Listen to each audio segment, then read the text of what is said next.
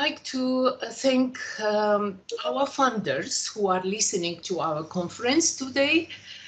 First of all, the Health Foundation and Maudsley Charity, who generously funded this line of work. And because we finished our bulk of the work for 18 months, which was funded with the Health Foundation, we thought conference will summarize very nicely and bring together all hard work our research, clinical team was doing, and many collaborators with who you will meet today. So, do we need peace in the eating disorder treatment context? We certainly do. And peace stands for pathway for eating disorders and autism developed from clinical experience. And I'm very proud to say that this title of the project was chosen by our patients. And we very much like this title. Next slide, please, Hannah.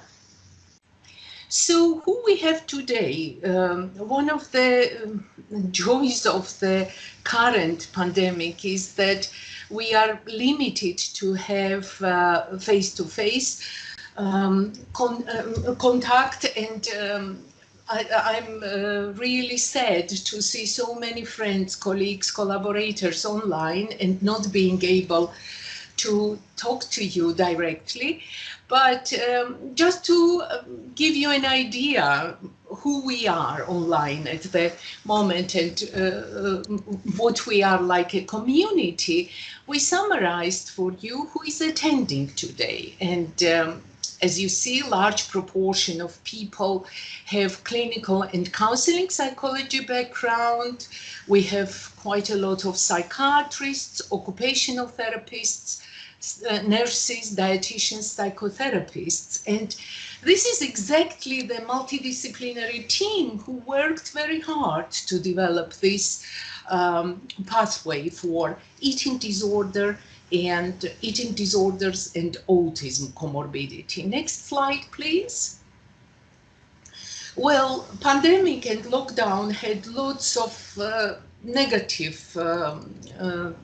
consequences, but one positive thing could be said that for half-day conference, it is unlikely that we would have had so many representation from all over the world. Today online we have people from UK, Brazil, Italy, Slovenia, Denmark, Germany, Chile, Spain, Argentina, Georgia. And if your country does not appear in this list, it is because you have not told us in the registration where you are from. But it is wonderful to have this international representation, and our clinical colleagues from all over the UK, quite a few people from Scotland, Wales, all London services are represented. So thank you very much for your time. Next slide, please. So I like very much John Lennon's saying that we need to give peace a chance. And today's conference is about telling you what we have achieved in these 18 months and to invite you to collaborate with us, brainstorm with us, and continue this interesting collaborative journey very peacefully and hopefully make difference for people who have both conditions, eating disorders and autism spectrum disorder. Next slide, please. Well, we involved from very beginning people from various backgrounds. First of all, we were in close collaboration with experts in the autism field. Many of you are attending this conference. We involved all large eating disorder national service in South London and Maudsley NHS Trust, Beat Charity, which is largest UK charity for eating disorders. We collaborated very closely with National Autistic Society and all stakeholders who are involved in the clinical care of the patient group who has both conditions. We started in January 2019, and this was our first meeting. If you click the button, Hannah, photo will appear.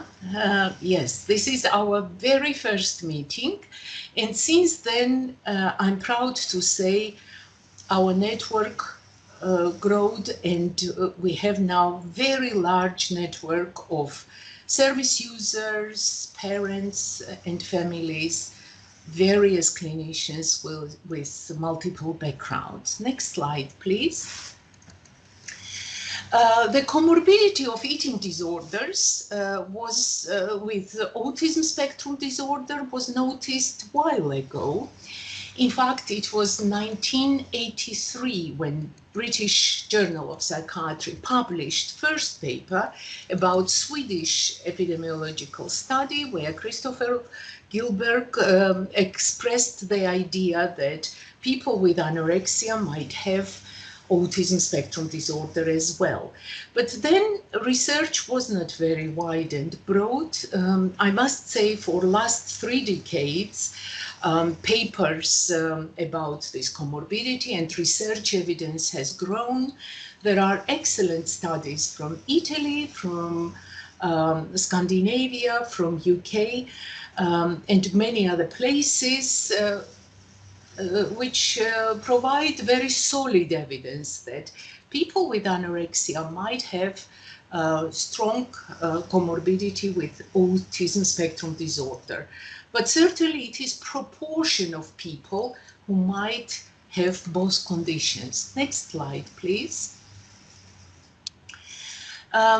We are very keen on clinical audit and really are interested what our clinical reality is like.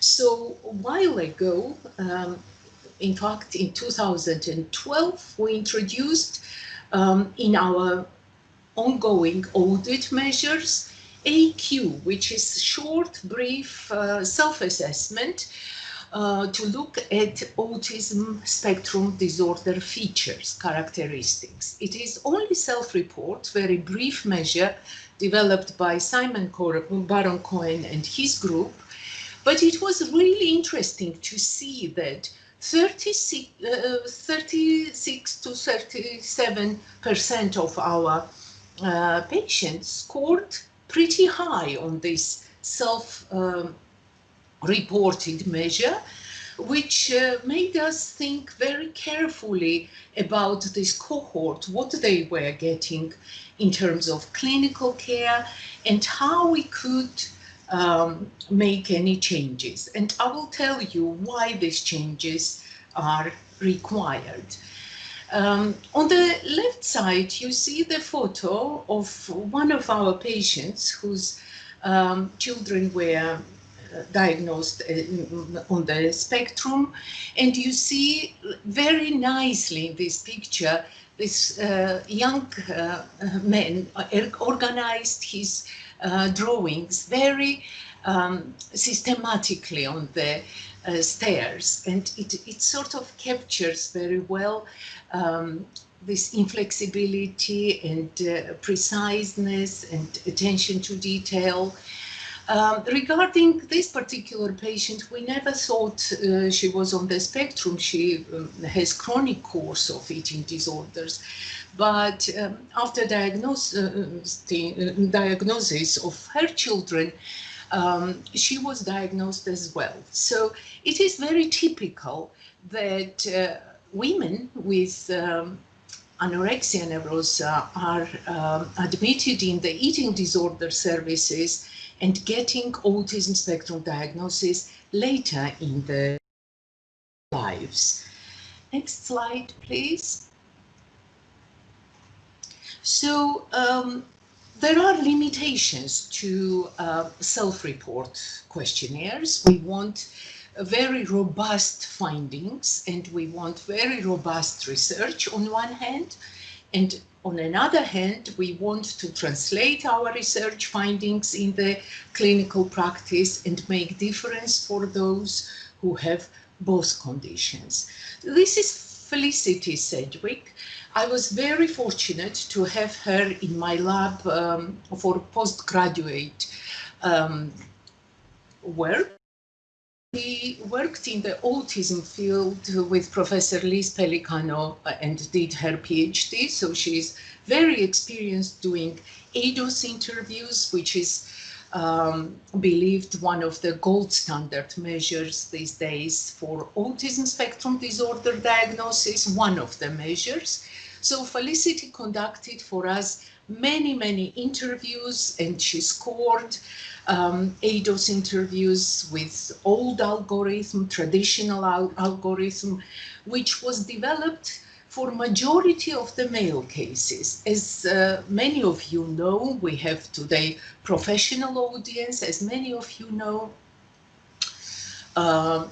autism spectrum disorder was believed as a male-dominated disorder, and in anorexia nervosa, according to epidemiological studies, we have lots of females diagnosed with this disorder. I will pause here now, and I see hand. So what I said in beginning, please, if you have any questions or comments, could you please put it in the chat box so we can gather them and give you answers later in question and answer session. So to continue with my slides, with Felicity's work, what we learned that if anything, when we are trying to diagnose people with clinical interviews, with more robust methods, we are finding more people who are possibly scored on autism spectrum disorder than with old algorithm. And majority of our participants were females. As you know, in autism literature, it is well noticed that females are harder to diagnose, first of all, because diagnostic measures were tailored and developed on the male population. Secondly, they can camouflage and mimic others, and sometimes it's quite well hidden autistic features. And I was listening to Frankie Hape, one of the star researchers in the autism field, another day on Live Scientific, and Frankie quite rightly noticed if boys talk about cars or trains, it immediately flags up for us that it might be something to do with spectrum.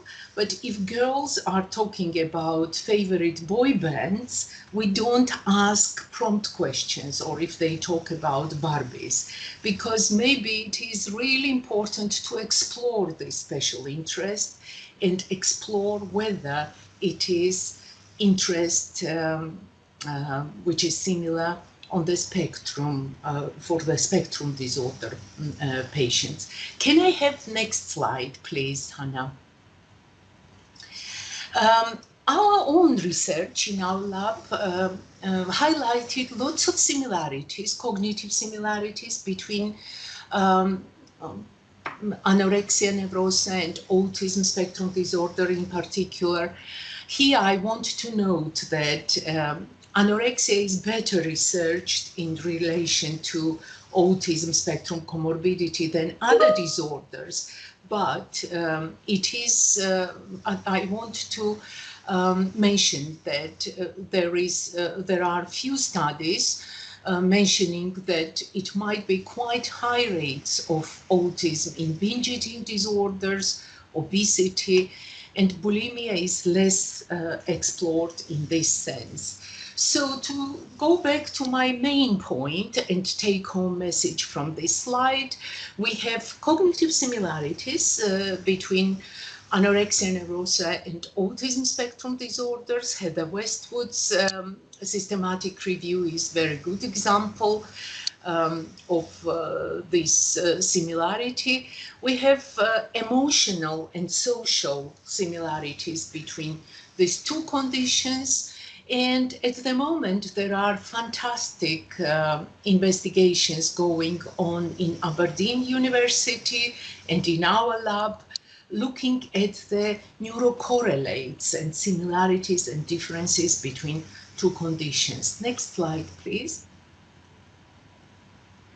So research, experimental studies, looking at cognitive and emotional processes, it's all needed. Research evidence is absolutely vital and key in developing this clinical care pathway. But what is next? What it means in the practical real life, and what it means for our patients. So clinical audit data in this sense is really useful. We are very lucky to have very detailed records of our patients and some of the audit measures. And take-home message from our study is that in anorexia nervosa in particular, in severe cases, we have overrepresentation of autism spectrum disorder. We have poorer treatment outcomes before discharge. People who have both conditions have higher anxiety, higher depression levels, and they have longer duration of illness. So we concluded, based on research evidence, our clinical audit, that people with on the autism spectrum disorder who have eating disorders as well, they need treatment adaptations. Next slide, please. Very important step in this pathway development was stakeholders interviews, and I'm very grateful to my former PhD student Emma Kinard, who successfully graduated a couple of weeks ago and was nominated as an excellent student and for excellent PhD by examiners. So Emma started to look into clinicians and patients' qualitative feedback, what we needed to develop in terms of clinical pathway, what our stakeholders were telling us they need from our treatment interventions. This was continued by James Adamson, who worked in the PEACE pathway as a project manager. James completed this triangle looking at carers' feedback on the autism eating disorder comorbidity. Next slide, please. We learned quite a lot from our stakeholders, and in this table, you see where all of them agreed. And I will start from sensory difficulties. Next slide, please. So everybody agreed that sensory difficulties are present in both conditions. If you click button, Hannah. And again, Emma did fantastic work experimentally to explore sensory difficulties and sensitivities in anorexia nervosa patients, because studies were limited and quite messy. Please click again, Hannah. Thanks to Emma and other researchers from my lab, we developed pragmatic sensory screening questionnaire. In fact, many of you who are attending today the conference asked about how to measure sensory difficulties. Occupational therapy colleagues have very detailed assessment of sensory difficulties, but in our busy clinics, we don't have luxury and resources always to explore sensory sensitivities and issues with our patients. So to overcome this difficulty, we just focused on the key areas to have better understanding what sensory issues our patients have. So this study is published, it is on our website, and you can easily use it in our in your clinical settings. Next slide, please. Hannah, next slide.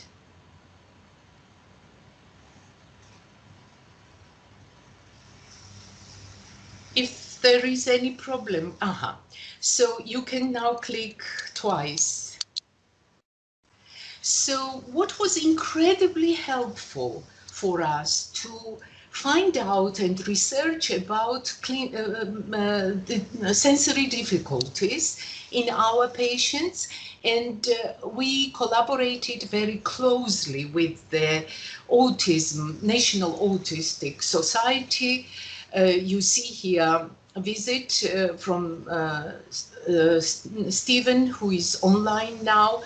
He advised us in the ward environment what will be more autism-friendly approach in our ward, and we did lots of work with all team.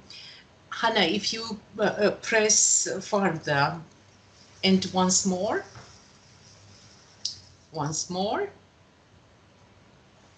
and again. Yes, so what you see here, we tried to start making changes to the environment. And you can do it in the inpatient busy wards. For example, one of the comments from our patients and Stephen, when he visited, was to go easy on the walls. Then from after the visiting National Autism Unit, we made little changes like covering keys with these key covers to reduce the noise. And these changes made huge difference, and it was appreciated not only with people who had both conditions, autism spectrum disorder, which is developmental. We don't treat autism spectrum disorder. We just try to make treatment adaptations for eating disorders for people who are on the spectrum. So these environmental changes are hugely important and highly appreciated. Next one, please. So we also wanted to take on the board clinicians' views. And one of the things which clinicians wanted, additional training, additional confidence around this comorbidity. Next slide, please. If you click next, Hannah, and a few more times. So we did series of the clinical trainings from our experts and colleagues from autism field, which was incredibly important. And you will hear this morning about these teaching huddles. Next slide, please. Next.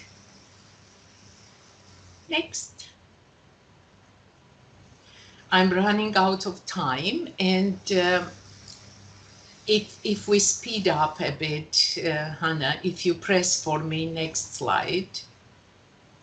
Next.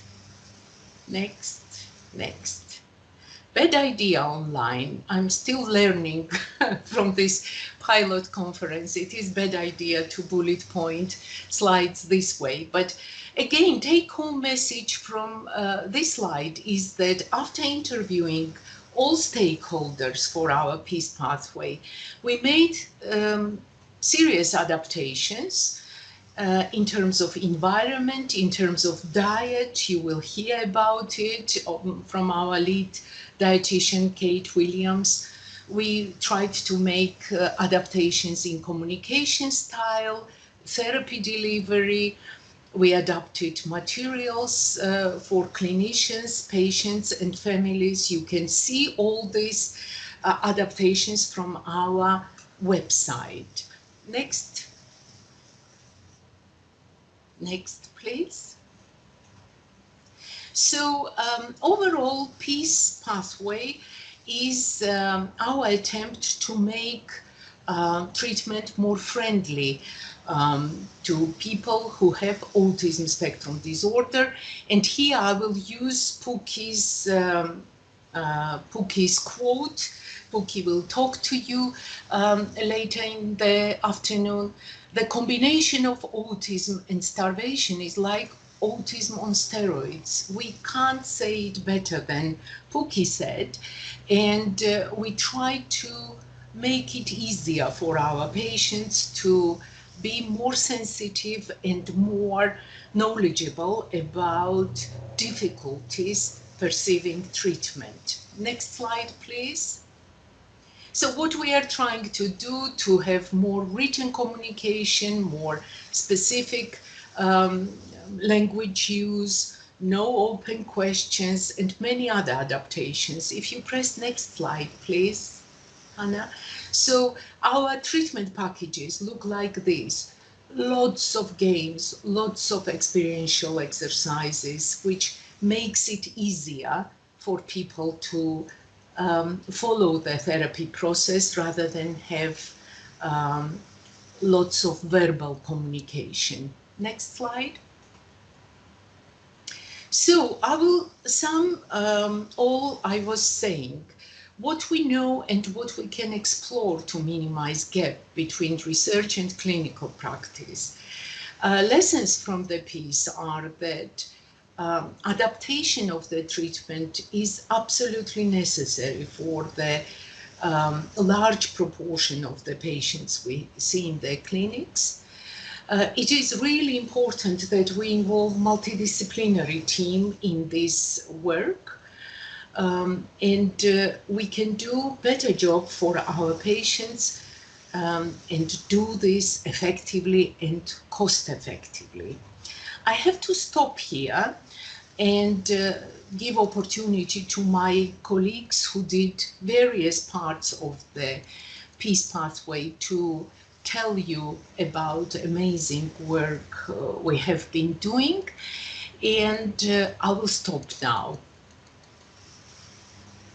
because I exhausted time. Yes, it is our website. Book will be out in March, so watch the space.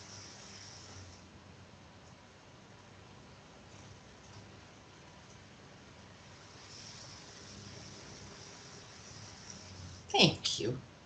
Thank you very much. So these slides will be PDF'd and circulated to you, and we record our conference, so you will be able to see it online. And next talk is from Dr. Anna Burhaus, who is our wonderful coach. Without Anna, we probably will not be able to do as much work. Anna coached us. The Health Foundation has this tradition to have for each project a senior person, experienced person who is advisor on the project. We are incredibly grateful, and Hannah kindly agreed to be with us on the morning session, so you will be able to hear all about implementation. Thank you, Anna. Thank you, Kate. Welcome, everybody. Hannah, if you can move my slide forward, please. I'm delighted to be with you today. Kate asked me to kind of reflect a little bit on how you get from an idea into implementation, and how you get some of these really great things that the team at King's and SLAM have been doing into practice in your own area. So one of the things I'm passionate about is how to help people with great ideas put them into practice and make a change for people's lives. And so one of the things that still surprises me is that when we're working in health or social care, a lot of the ideas we're dealing with are really complex. And as you heard from Kate, you know, we've known about autism and eating disorders for over 30 years. And yet we're still pretty poor at putting these ideas into practice. So next slide, please, Hannah. One of the things that still shocks me to this day is, on average, it takes us about 17 years to get evidence into practice. And I hope today it means that coming together, we're really going to kind of buck that trend, because, next slide, please, Hannah. I really hope that we're going to get the Peace Pathway working in your organisation, in your country, before 2037. So what are the things that we've learned about how to do implementation? Because every change starts with an idea and the motivation to change. However, we also have some really strong evidence now about what might help. Next slide, please. So the Health Foundation that Kate mentioned had funded this project, also have published a paper in 2018 called the Spread Challenge. In this paper, they identified 3 key factors to consider when you're thinking about implementing or spreading your ideas. Next slide, please, Hannah. These are organisational systems and culture, human behaviour and relationships, and then thinking as well about how things are dynamic and a little bit unpredictable. So I'm going to try in the time we've got today to give you a bit of a whistle-stop tour of these 3 things and to give you some examples from the Peace Pathway. Next slide, please. So at the moment, Kate and the team know what has worked for them in South London. But until we start to spread this work across the globe, we won't yet know how it will evolve and change in other organisations and cultures. And when this starts to happen, we will be able to figure out what is core to the peace intervention and what changes due to culture. Next slide, please, Hannah. So the first wave of adopters, and I really hope that a lot of you on the call today will be amongst that group of people. The first wave of adopters are absolutely key because they help the team at King's and Slam to do 2 things. Next slide, please, Hannah. They help because when we're all kind of like doing an idea that we're passionate about, it's as if we've created our own beautiful baby. And Professor Mary Dixon Woods, who specialises in implementation science and improvement science, says that what can happen to us is when we fall in love with our beautiful baby, we're really, really reluctant to admit that it has any flaws at all. We're deeply subject to confirmation bias. We don't really like to think of our beautiful babies as having anything wrong with them at all. So sometimes we really can't see what our babies need to improve or to grow or to get stronger or to be better.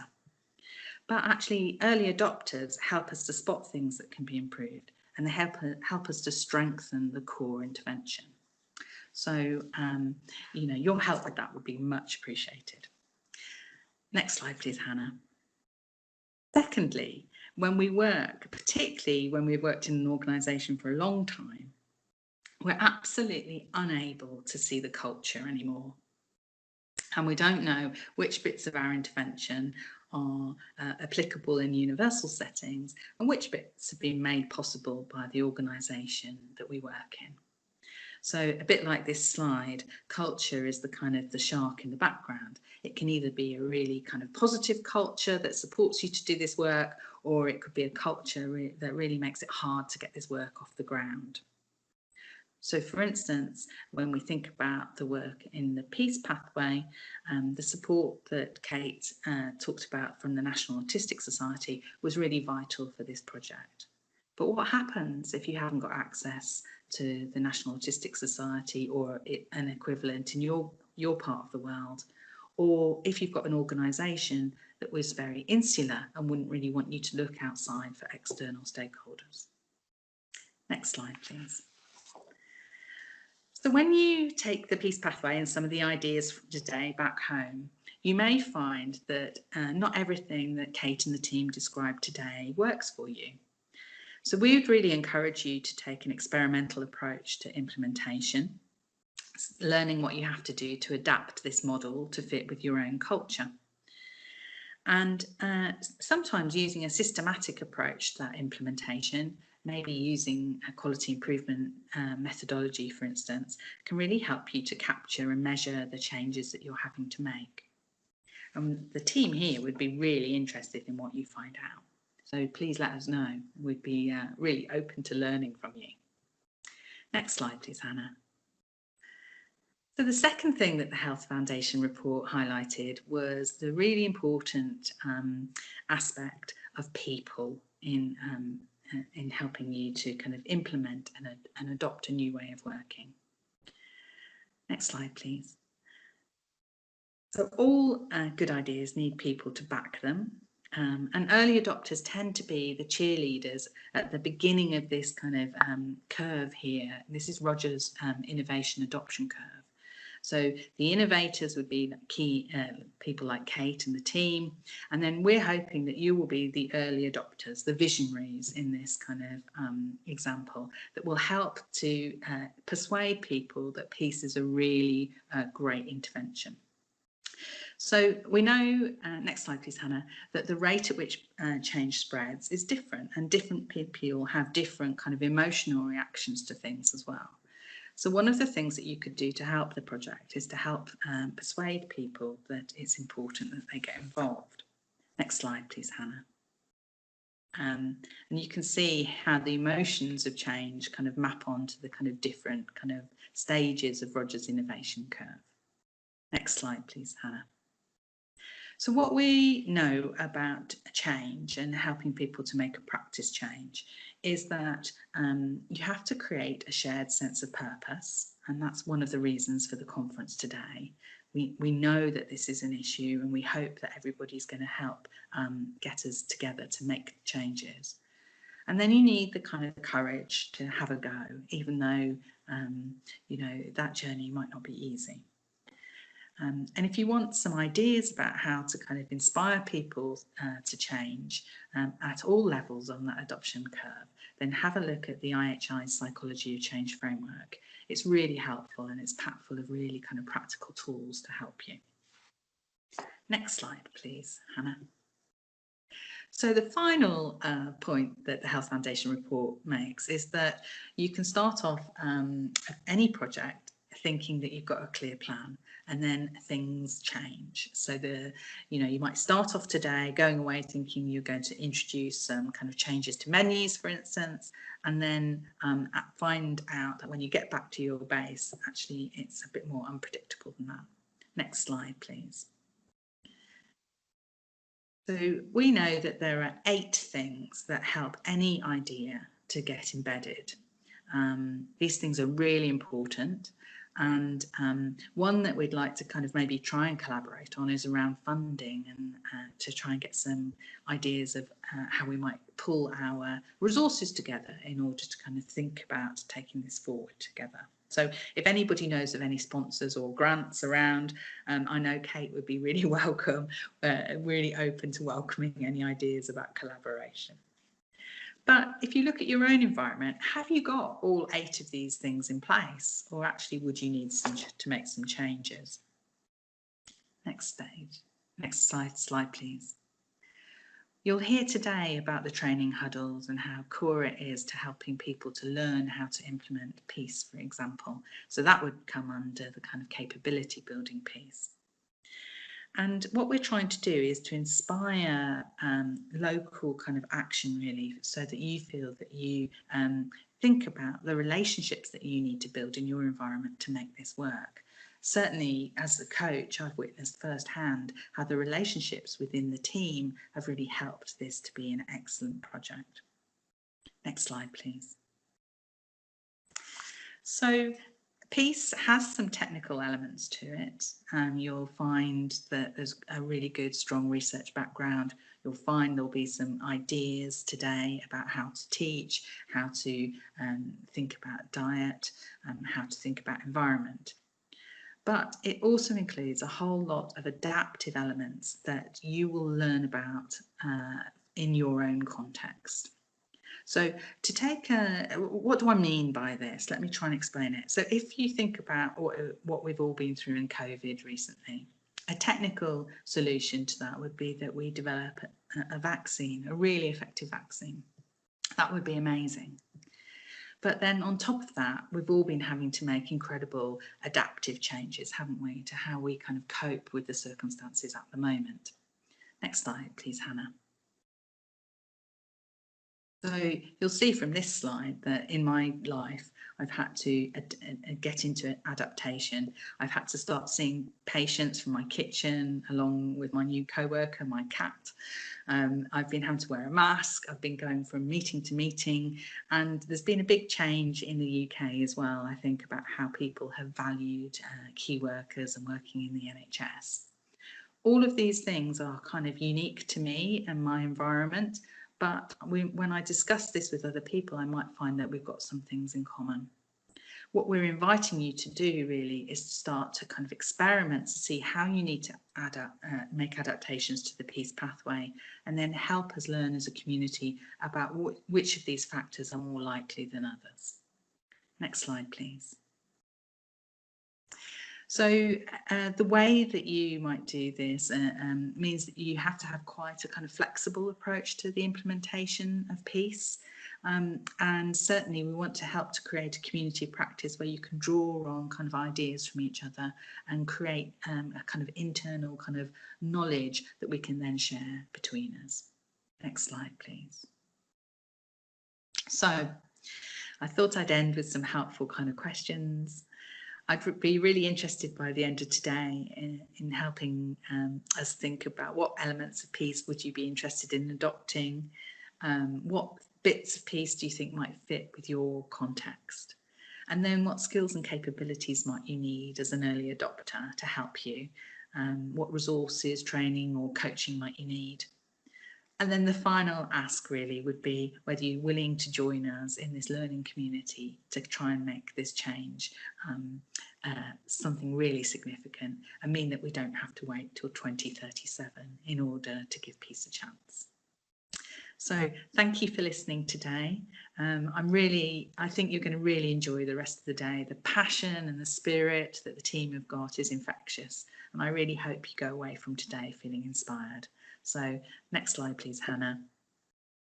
Thank you all. And if anybody wants to reach out, you can find me on Twitter. Next slide, please. Thanks a lot. Take care, everybody. Thank you so much, Anna.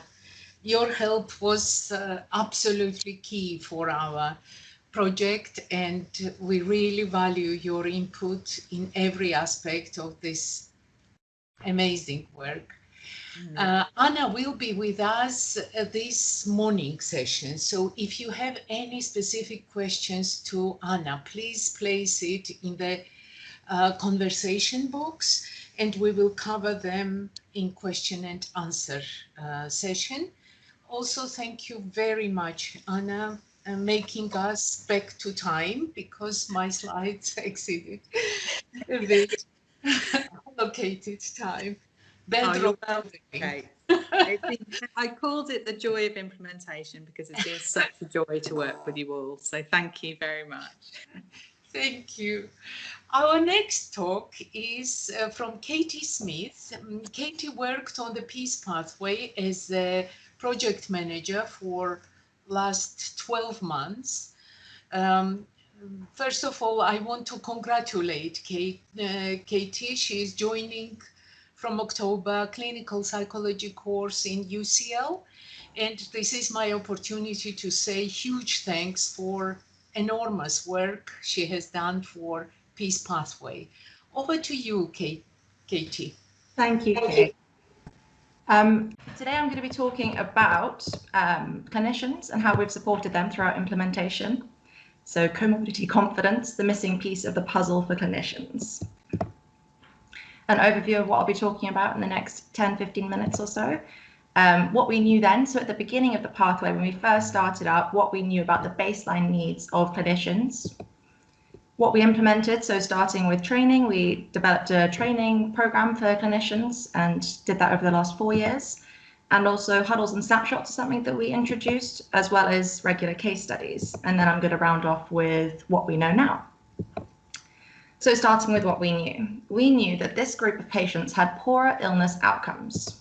We knew that there was no clear pathway. Once these patients were identified, we didn't know where to send them. The clinicians didn't know what support network there was for these patients or how to manage them appropriately to support them with their autism.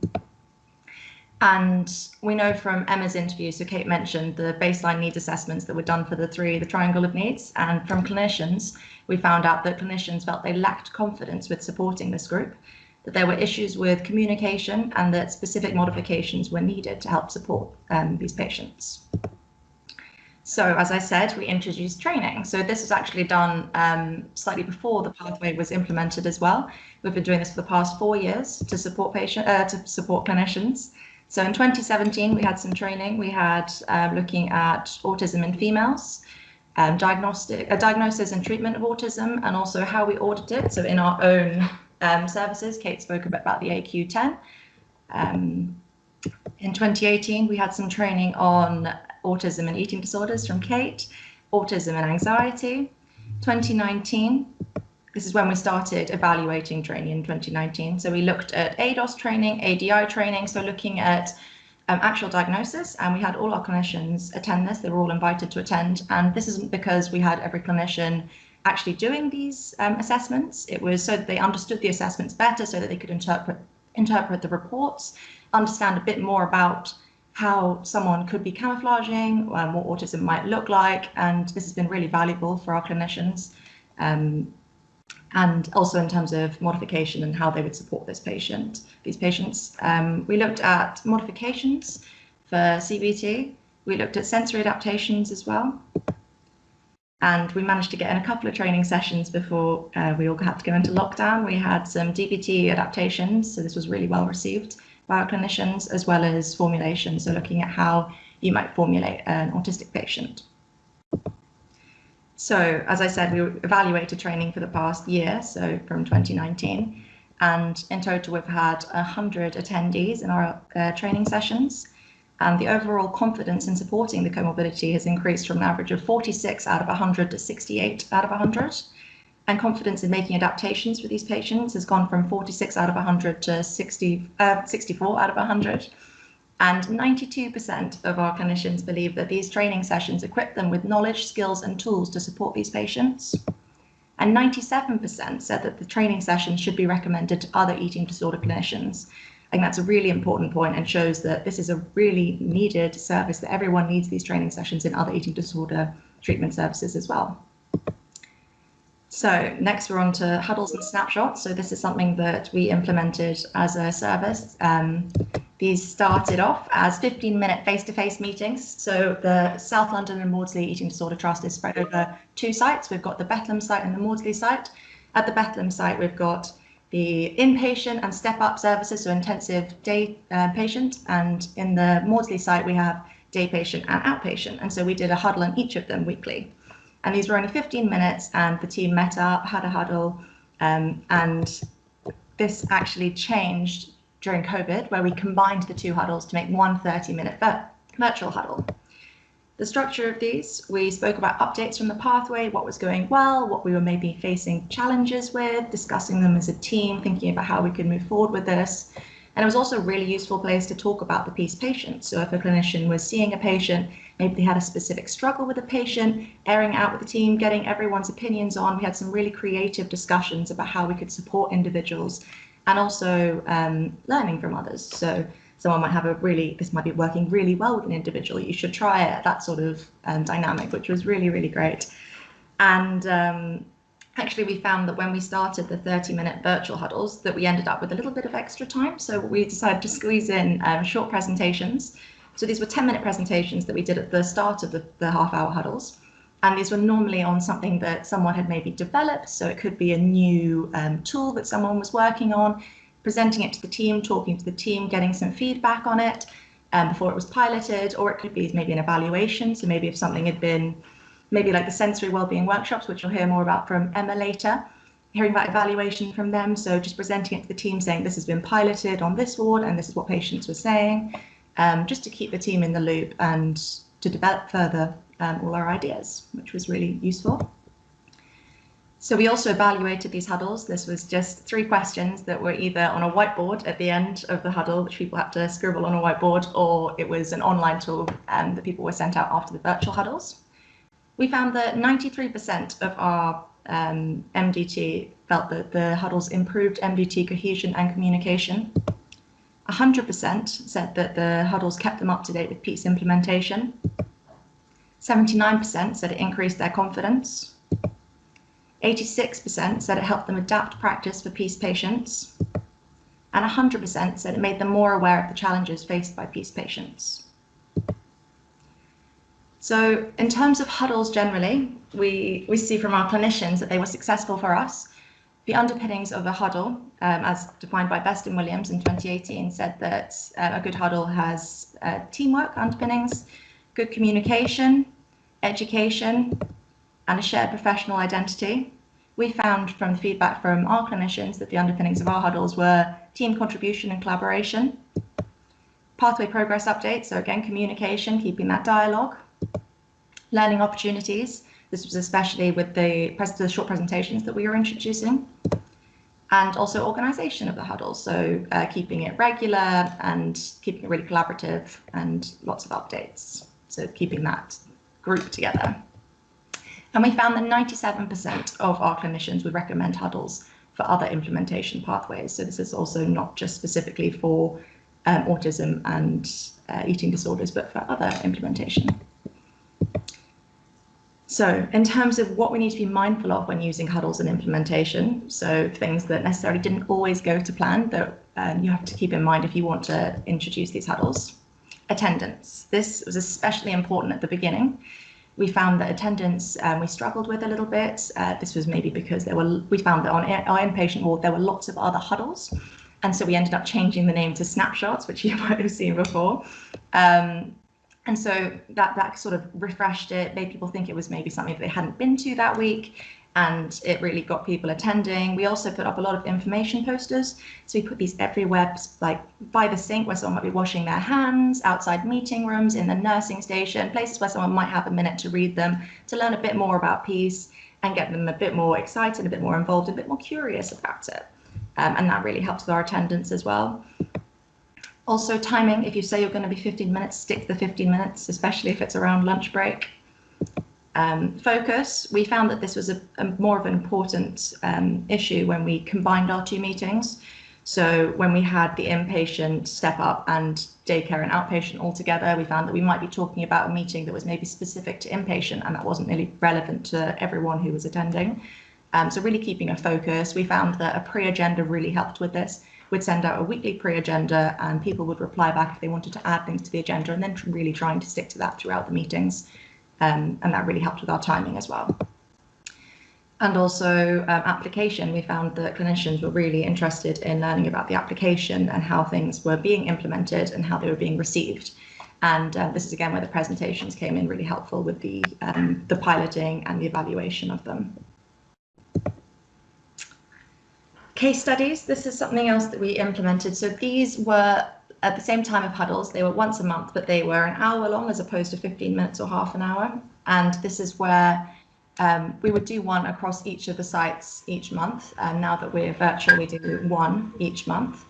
And we've found that so these patients were either selected because they arrived on the ward and they had a previous diagnosis, or maybe they scored above threshold on the AQ10. Kate mentioned the AQ10 earlier, a self-report measure, which is just 10 questions long. All our patients do it when they arrive on the ward. And if someone scores above threshold, that sort of flags them up to the PEACE pathway, and we'd talk about them in a group, maybe in a huddle, and would decide how we proceed from there. Potentially it's onto an ADOS. And again, if they score over threshold on the ADOS, that's another reason for them to have a case study. But also clinician judgment we found has been really valuable. And this is especially since potentially patients don't score above threshold on the AQ10 or the ADOS, but a clinician really feels strongly about it. We would then do a case study on that patient anyway, because we feel that whatever we do in the pathway would probably benefit them anyway, a lot of the focus we have with PEACE when thinking about implementation is it's not just specific to autistic patients with eating disorders, that these differences can actually benefit everyone. So we would definitely be trying to think about a patient in a PEACE way anyway. And also another big thing is camouflaging, and a lot of patients might score below on the ADOS or AQ10 because they're potentially camouflaging, and our clinicians, we hope with all their training, might be able to recognise that as well. So we really value their opinion with that.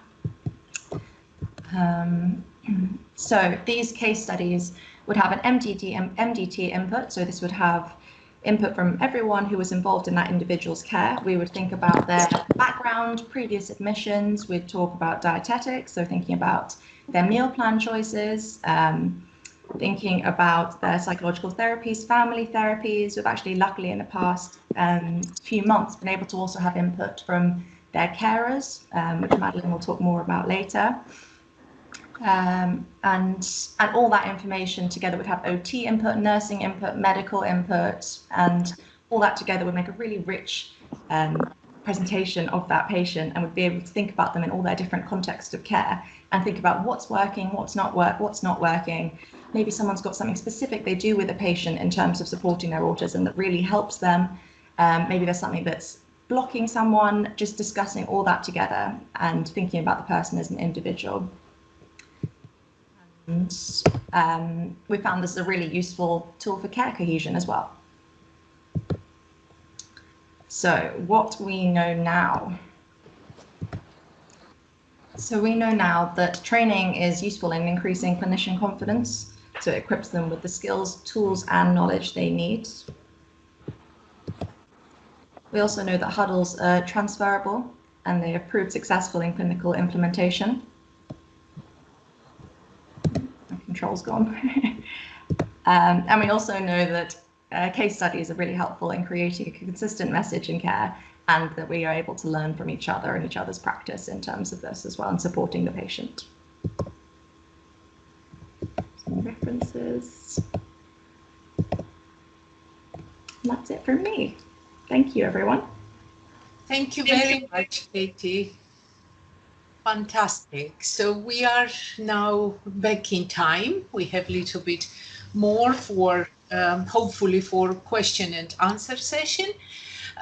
Just to remind attendees, if you have any questions, please put them in the conversation box, so we can address all the comments and questions you have to the presentations.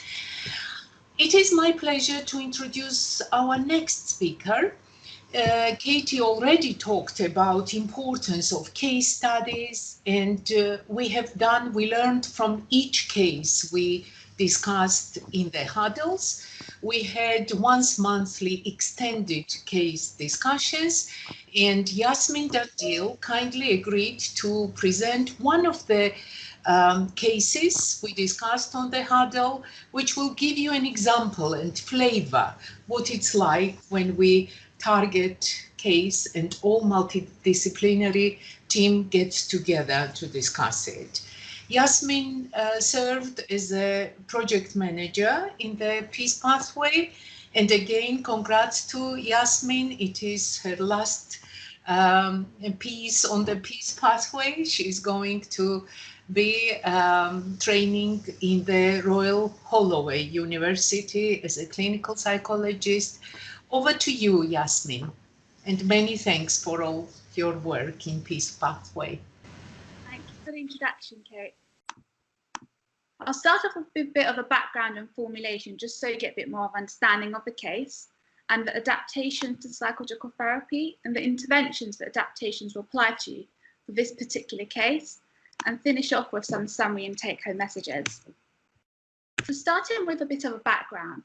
So this is a young 21-year-old white British female who was diagnosed with autism at the age of 11 and Hodgkin's lymphoma, which is a type of blood cancer, at the age of 12, which must have been very difficult for her at such a young age. And she was later diagnosed with anorexia nervosa at the age of 18 and subsequently admitted to the National Inpatient Eating Disorder Service and a Section 3 of the Mental Health Act, as her mental disorder was of a nature and degree that made it appropriate to be detained in hospital for treatment. She also had 3 previous admissions to eating disorder services. However, throughout them admissions, she declined to engage in any psychological therapy. Moving on to a collaborative formulation, which I'll summarise, so you get more of an understanding about how the problem developed. Starting with her predisposing factors, so what made her vulnerable in the first place? So following on from a Hodgkin's lymphoma diagnosis, her father shortly after did walk out of the family home and she hasn't had any contact with him since. In terms of autism-specific vulnerabilities, she did have difficulties in theory of mind and weak central coherence and executive function. Moving on to her core beliefs, she had this over-focus of weight and shape as signifiers of happiness. And she believed that if I lose weight, then maybe I can be happy because it's something I control.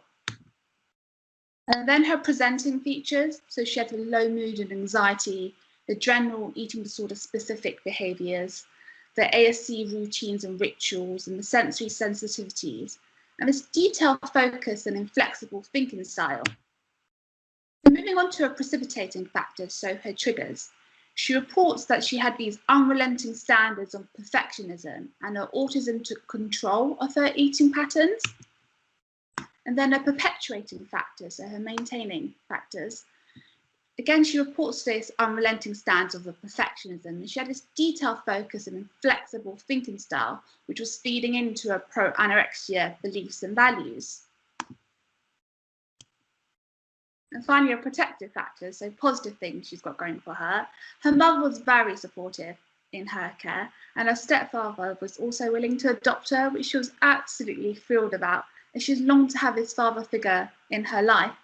She was motivated to engage in psychological therapy, which I was personally really pleased about, so we could start doing some therapeutic work together.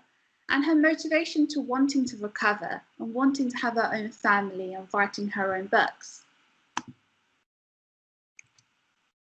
So moving on to adaptations of psychological therapy for the ASC and AN comorbidity, I just first of all want to start by saying that although research has shown that these people with this comorbidity benefit with adaptations, there is a no one-size-fits-all approach.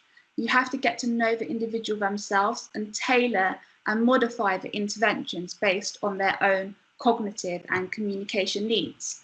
And some of these interventions can also be useful for people without the comorbidity as well. So starting with engagement and communication, so developing that rapport, and the best way to do that is by actively listening to them and being mindful of the language we're using, such as if we're going to be using metaphors. Some autistic people can understand metaphors easily and some don't. So again, getting to know them and tailoring according to that. Structure and delivery. So with this particular case, she preferred to have lots of colourful visual handouts, which kept her engaged. So I made sure that I was continually doing that and having that frequent sort of check-ins with her about her understanding, being mindful about the length of sessions and taking breaks if they are longer sessions, or having shorter sessions more frequently. I think checking sensory sensitivities is a very important factor, as it can make a huge difference in the engagement by making that environmental adaptation, such as if the clock's ticking a bit too loud, be mindful and taking that away, or if the light's a bit too bright, or if there's a bit too much noise near that room as well. Being curious about the person's special interests and incorporating that into therapy and reinforcing their strengths. And also, as a therapist, being flexible yourselves, as a lot of therapists can relate to. Sometimes you could often have a specific plan in mind about how a certain therapy is going to go, and in reality that's not always the case, and that's okay. Just again, being flexible. Recognising alexithymia, and we could use visual aids and colourful emotions such as the traffic light system. Involving loved ones in treatment is very important, so whether it's their carers, whether it's their family members as well, so we're all on the same page. And if we know they're about to be transitioned to another service or going home, engaging this sort of other services early on as well, so we're again on the same page.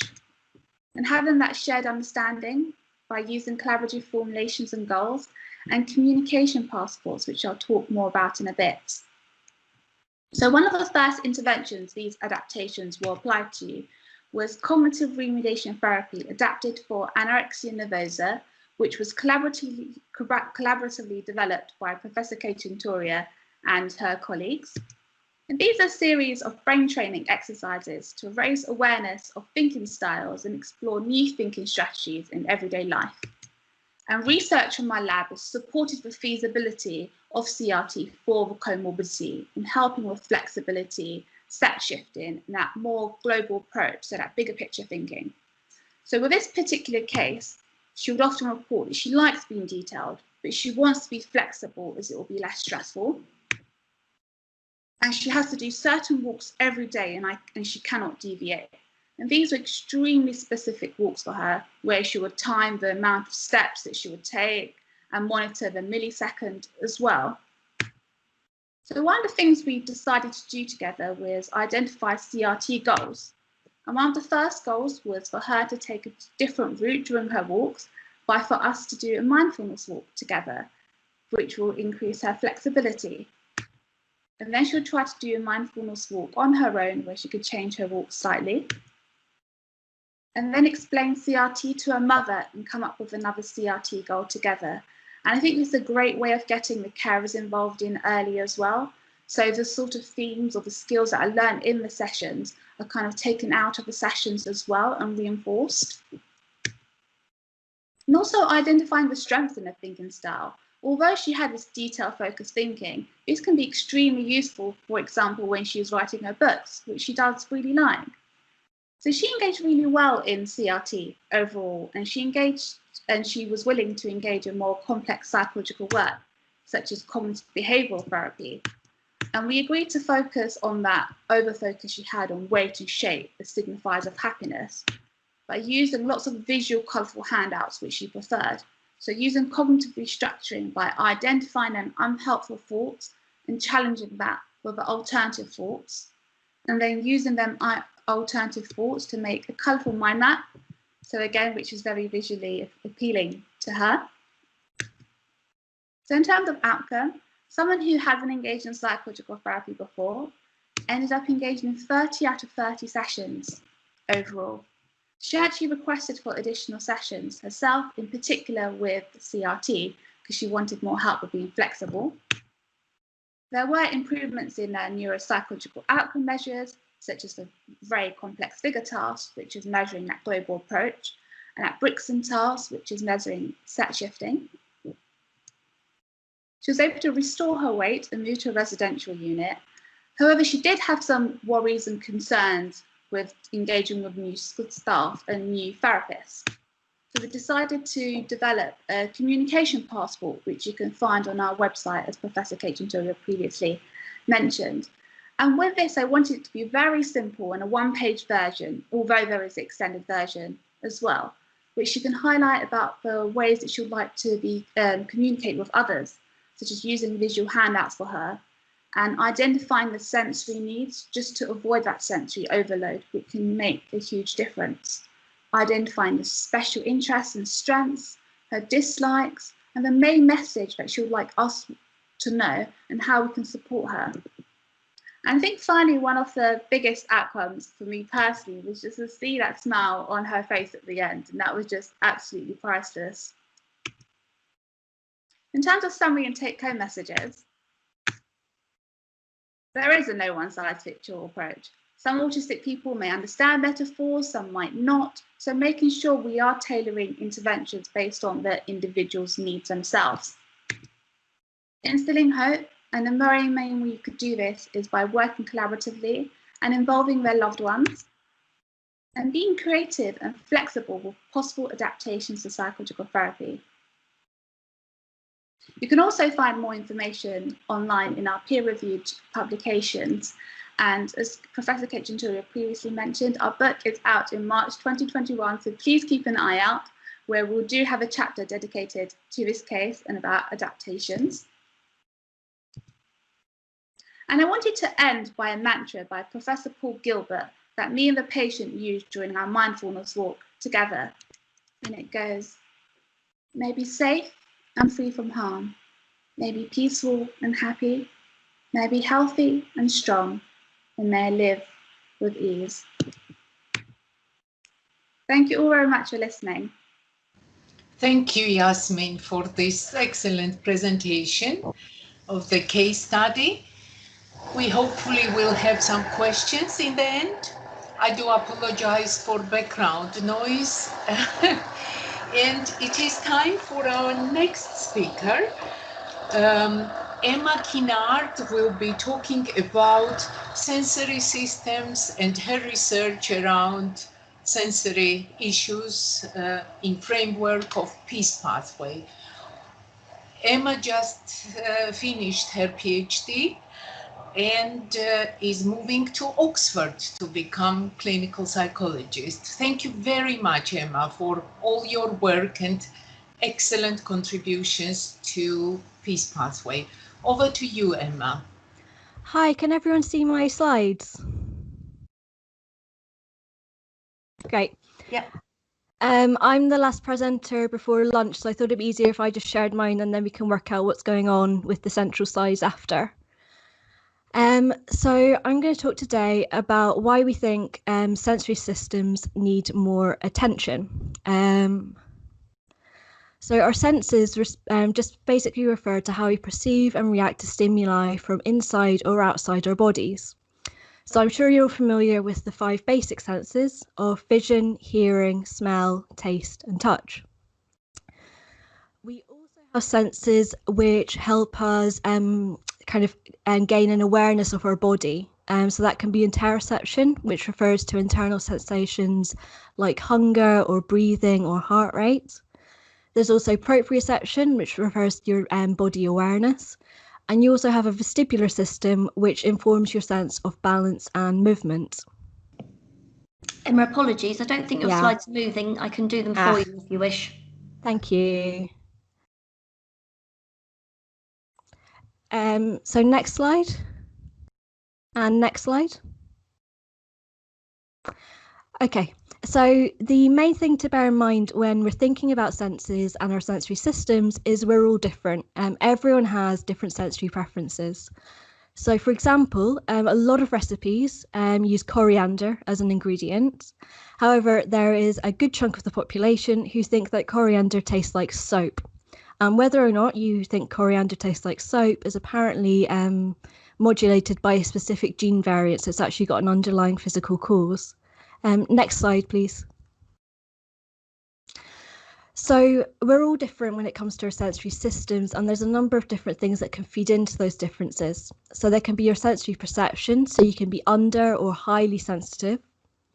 There's also the way you process sensations. So for example, whether or not you find a particular sensation pleasant, whether or not you find it rewarding, and you may also have particular thoughts around a sensation. Finally, we all react to sensations differently. So you might react to a specific sensation by avoiding it. You might seek out a particular sensation, or finally, you might have an emotional reaction. So if you could click next, Hannah, please. So if we take an example that's relevant to eating disorders, so if we take the example of a particularly oily peanut butter, so this is an oily food texture. If someone with an eating disorder maybe already has a high sensitivity to texture in general, you then have the additional cognitive processing of this is oily, therefore it will make me fat. And then you have a reaction of maybe avoidance, refusal, or an emotional reaction of disgust. Next slide, please. So that's an example of a negative sensory experience, but it's also important to bear in mind that our sensory experiences can be a good thing. So, for example, a lot of us find essential oils very soothing, or snuggling up in a blanket, or listening to sort of calming music. So next slide, please. So why is this relevant to anorexia and autism? Just for context, I'm mostly going to be talking about anorexia today, as that was the basis of my PhD research. So in anorexia, people self-report a sensory profile of hypersensitivity combined with avoidance. The slide's not working for other people.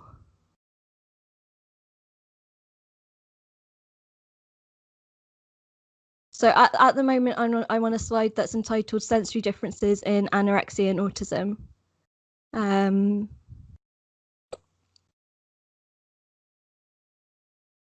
Okay, I'm going to continue. Okay, so it seems to be working for other people. Thank you.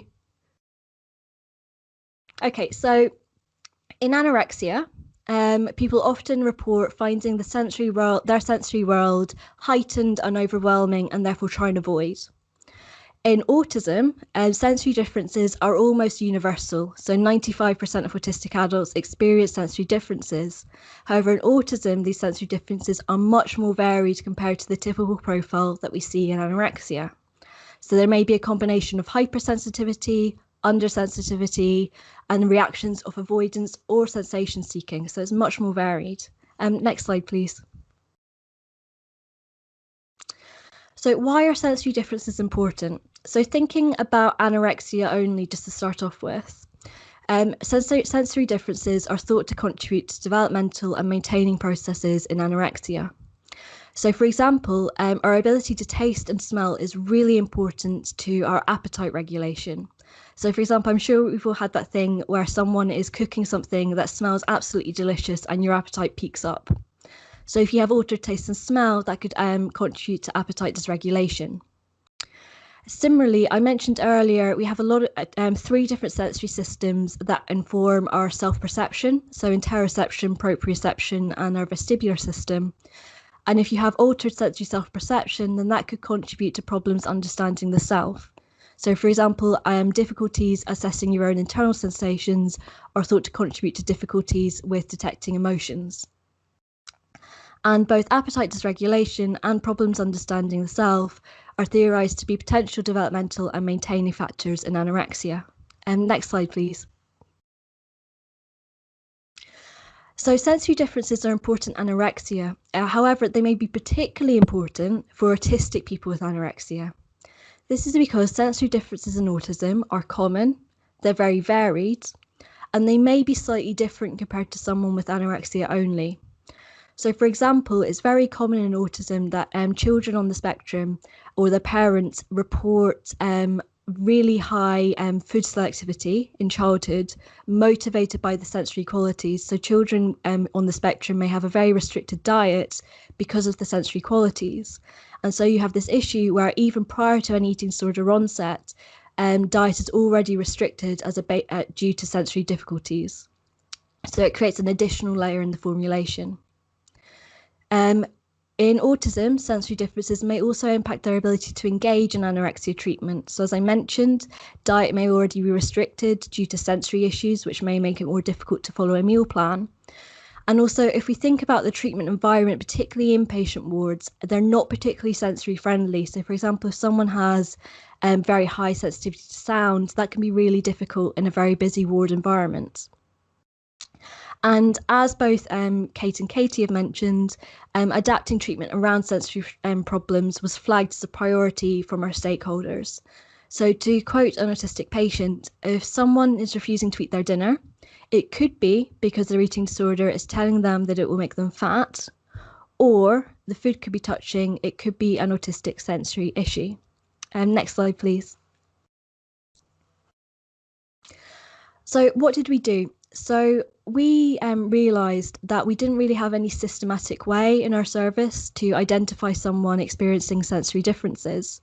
Obviously, sensory assessments can be carried out by an occupational therapist, but these are typically more lengthy and take time and can't be offered to everyone. And so we created a brief sensory screening questionnaire designed to quickly flag up to clinicians anyone who might be having any sensory difficulties, and you then got the option, for example, to refer on for more formal assessment. So if we take a look, it's very straightforward. You've got the 5 basic senses, so taste, smell, vision, sound, touch, and you just rate whether you're undersensitive, highly sensitive, or no sensory differences on each modality. Following feedback from clinicians, the touch modality that's quite a broad sensation, and in eating disorders there's quite often a very, very specific sensitivity to food texture. And so we split up touch into touch referring to, for example, touching fabric, and texture specifically referring to food texture. Next slide, please. So we trialled this across our service. Over 50 people took part. I'm just going to focus on the patients with anorexia nervosa because we didn't have enough data from the people with other diagnoses for analysis. So 47 people with anorexia took part in this pilot, and they also filled out the AQ10, which is a brief sensory screener. And we used AQ10 scores to split this group into a low autistic traits and a high autistic traits group. And we found that people with anorexia nervosa and high autistic traits scored significantly higher on smell, vision, texture, and total. So they were more hypersensitive compared to the low traits group. And there were no differences on taste, sound, and touch. However, we then did a regression analysis on the whole sample, looking at associations with autistic traits. And we found that high autistic traits were related to sensitivity in the area of smell only. So the high autistic traits group scored higher on vision, texture, and total, but not because of the autistic traits themselves. Next slide, please. So why is that?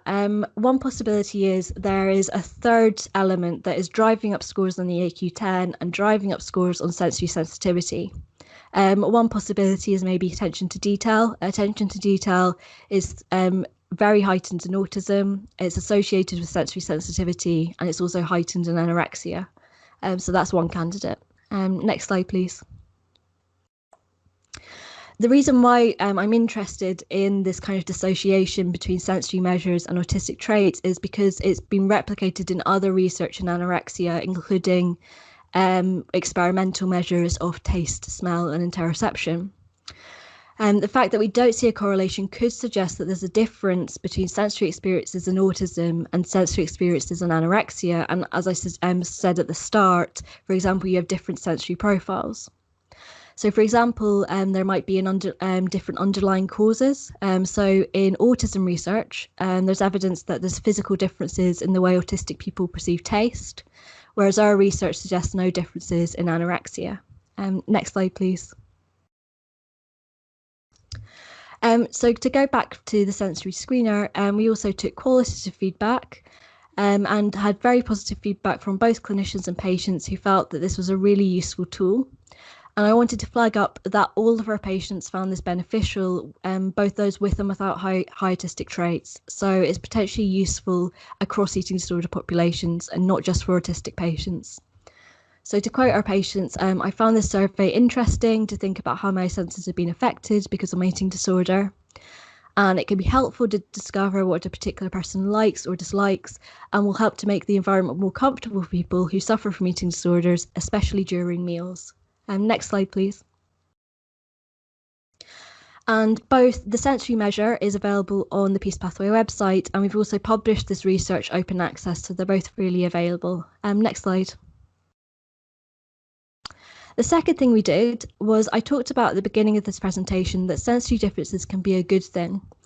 Whether we're conscious of it or not, we're constantly using our sensory systems to self-regulate. So for example, in the morning, you might splash cold water in your face to wake yourself up. In the evening, you might spray lavender on your pillow to sort of help yourself calm down and go to sleep. So bearing this in mind, we created a one-off sensory wellbeing workshop which combines psychoeducation, group discussion, and also making DIY sensory wellbeing kits. And we've also created a booklet for patients to go with this workshop that summarises all of this information. Next slide, please. The way we designed the workshop, it was attended by both patients and clinicians. The idea was quite collaborative and fun and laid back. Our patients, following the workshop, reported a self-rated increase in their awareness of their sensory well-being, their awareness of sensory strategies, and their confidence in managing their sensory well-being. And again, we had positive feedback from patients, and everyone enjoyed it. So it wasn't just suitable for autistic patients. Could you hit the next button, please? So to quote our patients, it's the best thing that I've attended since being on the ward. It was fun, it was informative, fascinating, and useful. Next slide. And both the booklet and the workshop protocol are freely available on the Peace Pathway website. Next slide, please. So to summarise, sensory differences are relevant for both people with eating disorders and autistic people with eating disorders, because both groups may experience sensory differences that may influence their eating disorder development, maintenance and treatment. There may be some differences that are specific to autistic people with eating disorders, so it's possible that sensory differences may be particularly relevant to considering treatment for this group. So for example, there may be a different underlying cause. I think it's likely that there's more variance in sensory problems for an autistic person with anorexia compared to someone with anorexia only. It's also possible that they may be more severe. All in all, this needs more research so we can really understand how best to help our autistic patients with sensory difficulties and understanding if they do need different interventions. And this is because understanding sensory differences is important for eating disorder treatment. So next slide. So our take-home message is that understanding, recognising and adapting around sensory differences is beneficial for both autistic people with eating disorders and people with eating disorders only. Thank you, and thank you to Hannah for helping with the slides. Thank you very much, Emma, for this very informative talk. We have half an hour for the questions, and we will use it or lose it and join question answer session later in the afternoon if it was too much information going on. I see one question in the conversation box.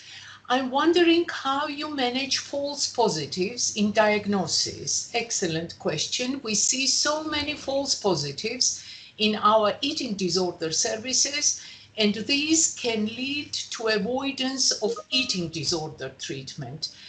I mean, my take on this question will be, yes, it is problematic how to diagnose best in our busy settings with limited resources, with huge waiting lists, autism spectrum disorder. But as we went along and learned on the peace pathway, in a way, it does not matter whether it is formal diagnosis and real diagnosis or not. All we are trying to do to make adaptive approach to treatment, environment, communication, and deliver the eating disorder treatment as we do, but in more autism-friendly fashion. So autism is not treatable, it's neurodevelopmental condition. Eating disorder is the illness and we have to treat it, but treat it in a meaningful, strategic way for people who have both conditions, and more awareness from our side and patient and family side hopefully will make this communication more accessible to our patients. So this will be my reaction to your excellent question. Anybody else wants to respond to it from the speakers? Let me see if we have more questions here.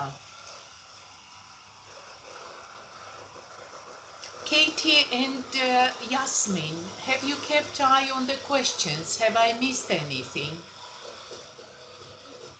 Questions, Kate?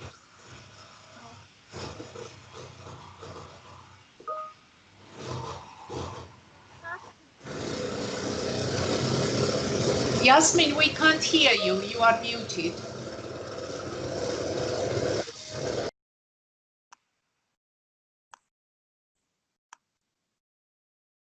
Can you hear me now? One of the questions was, as OTs, we often talk about, is it behaviour or is it sensory? That the similarities between ASD and AN, particularly around the often restrictive, avoidant nature towards certain stimuli. For me, has always begged the question, is it sensory or is it anorexia? So there's a lot of it, in my opinion. And how do you manage the balance?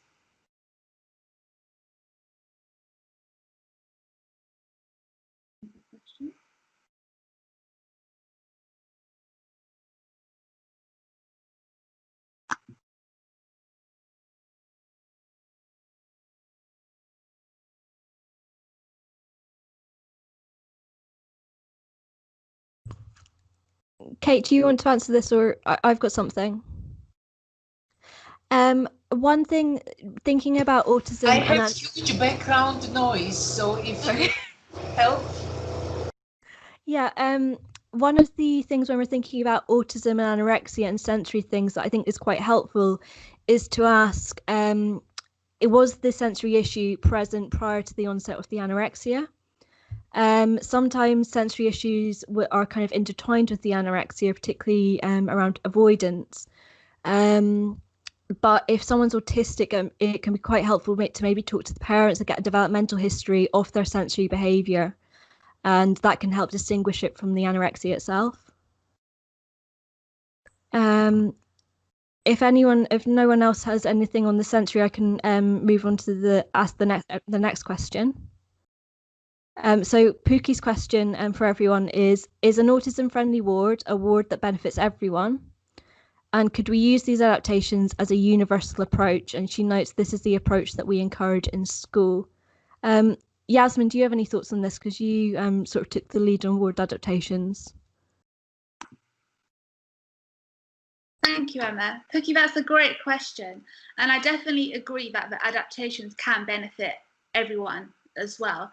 For example, Professor Kate Chanturia introduced these key covers that we have on the ward, and that really reduced a lot of noise, not only for our autistic patients, other patients were actually commenting on it as well. And even with regards to our dining room adaptations, such as going easy on the walls, a lot of patients really favoured that, as it was kind of reduced the sensory overload of that. So thank you.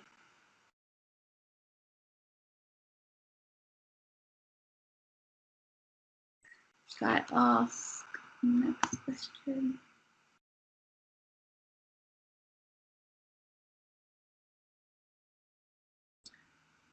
Oh, just since building work stopped, somebody is asking, thank you for the presentation. They are very useful. Could you say a little more about how you would support work with the families, carers? We are very lucky to have Madeleine Oakley presenting in the afternoon session, so you will hear much more about it. So this will be covered in the afternoon. If we pick up questions, anybody else? There's a question about resources. So I think it's specifically about over-exercising. Just to say again that we've got all our resources online on the website, so please have a look at peacepathway.org. And yeah, we're excited for you all to have a look at that and have some feedback on that as well. So hopefully you find what you're looking for there. This is another interesting question. I note that your research has been into females. Do you think the adaptations are likely to be helpful to males? Actually, we have done qualitative research. Emma did a large part of her PhD on treatment with males and females. Emma, would you like to chip in about males' opinions about treatment? Hi, so as you note, virtually all of the research on autism and anorexia has been done exclusively in women. And we know that autistic men may present slightly differently, and also men with eating disorders may need slightly different adaptations. So, for example, men with eating disorders might benefit from quite a sort of targeted approach, performance-based approach to treatment. But that actually overlaps with what we know about autism, which autistic people may also prefer quite an explicit target-based approach as well. I think what's important to bear in mind is, as part of the Peace Pathway, we've been looking at implementation, and we have looked at implementation with a number of male patients. In fact, you might correct me, Kate, but I'm pretty sure that one of the case studies in the book is a male patient, or a case study in the website is male patient. So we have looked at it in male patients, and we have found that these adaptations are helpful. So, Anthony, we need to remember that we have less presentation of males, as Emma suggested. We do take them on the Peace Pathway. We learn from each case, but as you can guess, majority of our cases are females, but this is work in progress. I have few more questions here. How did you find the uptake of the communication passport, and was that completed by the service user or by the therapist? Excellent question. My response to this will be that communication passports are hugely supportive and helpful for everybody in the team, and obviously for patients. What we find from supervision sessions, what I recollect, that it is taken very enthusiastically by service users. However, sometimes there is need that therapist can support them to fill these communication passports, and it is sometimes joint work. And if a patient struggles to put lots of writing in the passport, you might want to support them. Then there is question, at what point in weight restoration should we do an ADOS? We did not have any threshold for the ADOS. We just used our resources as we could use them. As soon as it was flagged up that patient might have high autistic features, we were interviewing them.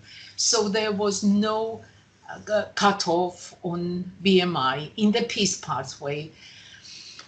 I hope it answers this question.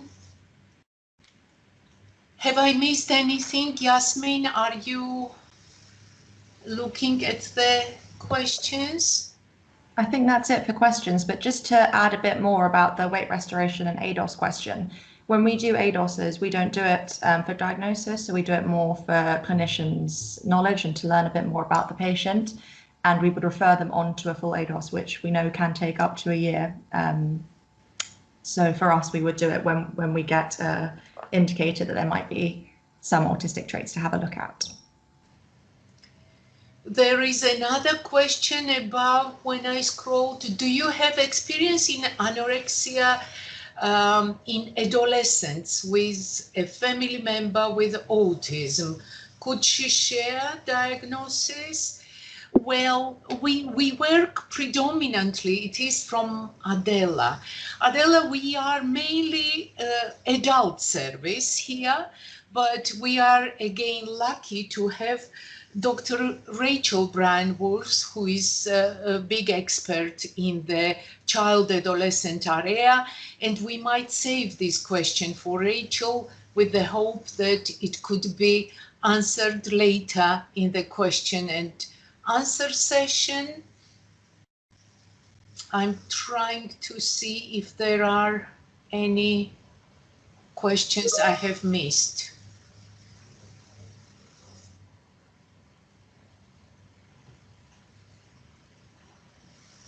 I can't see any. Do you? Yes, Kate, just to add, there's one more question. How do you approach those with a high need for physical activity as self-soothing?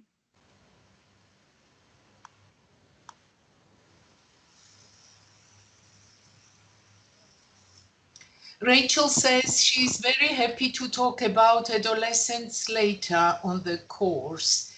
And the question was, again, on over-exercising, especially when this is...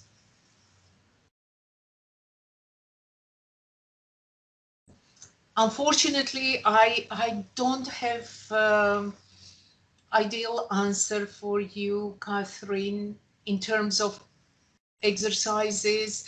What we try to do in general to explore the sensory profiles and find alternative strategies for soothing. For example, we obtained in the ward sort of heavy blankets and shoulder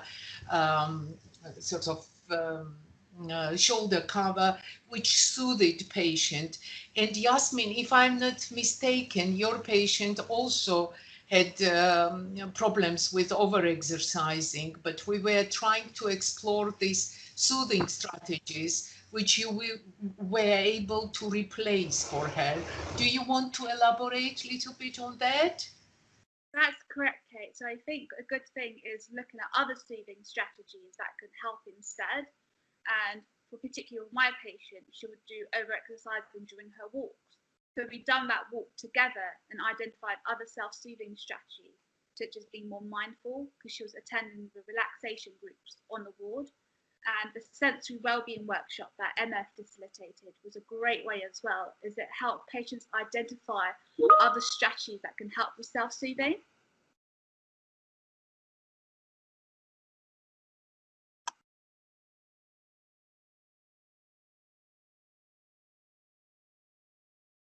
Just in response to Rachel's comment, we have, talking to autistic people with eating disorders, we have found that they've said that exercising can act as stimming for them, to use that phrase, so heightening sensation and movement seeking.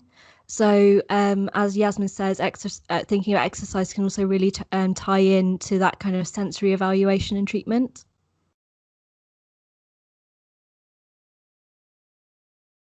Just one reminder to everybody, Anna will be leaving us for the afternoon session. If there are any questions or comments about implementation, probably this is ideal time.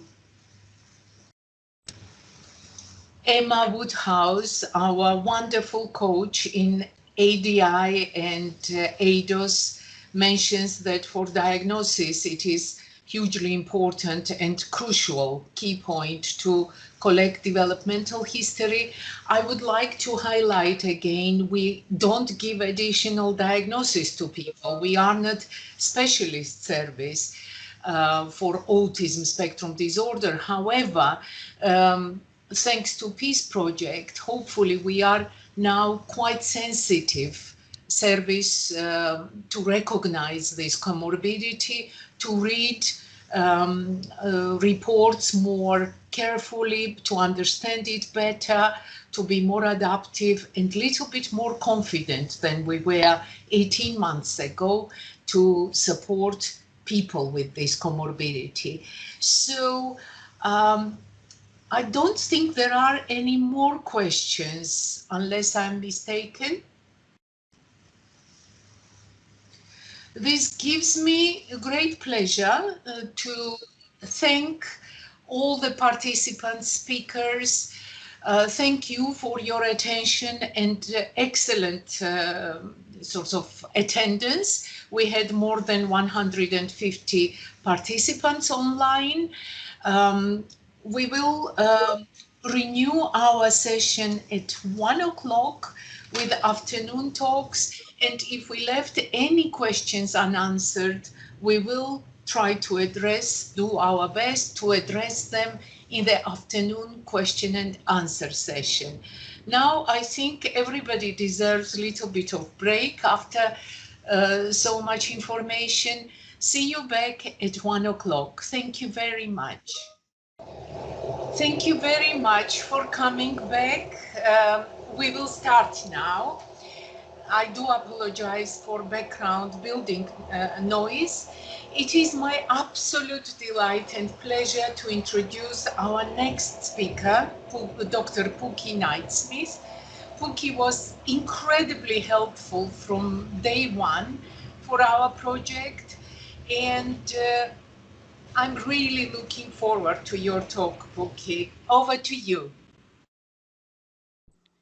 Thank you. I don't have any slides, so whoever's controlling, you might want to just turn the slides off so you can see my beautiful face. Thank you for having me, both today and more generally as part of the Peace Pathway reference group. It's a real kind of privilege to work with you all. I always find it a little bit interesting being part of this because I did my PhD with the team at the Maudsley, but I have also been a patient there, so I come with many different hats on. Today I'm going to talk to you about a little bit about my journey with comorbid anorexia and autism, a really late diagnosis that came about 3 years ago during a really significant inpatient admission for anorexia, where it felt that things just couldn't improve, and the diagnosis of autism and also of post-traumatic stress disorder, those things combined were a real turning point for me. So I feel really passionately about this. I'm going to, I will share very brief notes with you afterwards, but I'm just going to talk to you, just share a bit about it sort of personally. First of all, I'm going to share with you 5 pointers that I think are quite widely applicable and that you might pick up and use in your practice. And then I just made a few notes this morning while I was listening to the other talks about things that were very much part of my personal journey that might be worth reflecting on, but I don't know how widely applicable they are because they're the moment where I feel like I'm just an expert in myself rather than in the field. And this is a line I have to tread really carefully all the time because I'm considered a mental health expert. I train on this stuff all the time, and then every now and then someone asks me a question about autism, and this is a newer kind of field to me. So first of all, in terms of the general pointers, which I think are widely applicable and that you could pick up in your practice and use with your patients, with your clients, the first one is that when we're thinking about anorexia and autism alongside one another, that I see anorexia as a bully to be beaten. So this is a part of our diagnosis, our experience that we need to fight together. So anorexia is like the bully sitting on our shoulder. We're quite used to that idea, and very much this is an enemy. Whereas autism, I think, needs to be seen as a friend to be made, because this is something that's going to be part of our journey for always. And for me, the difficulty that came with an autism diagnosis was suddenly realizing that this wasn't something I could get better from.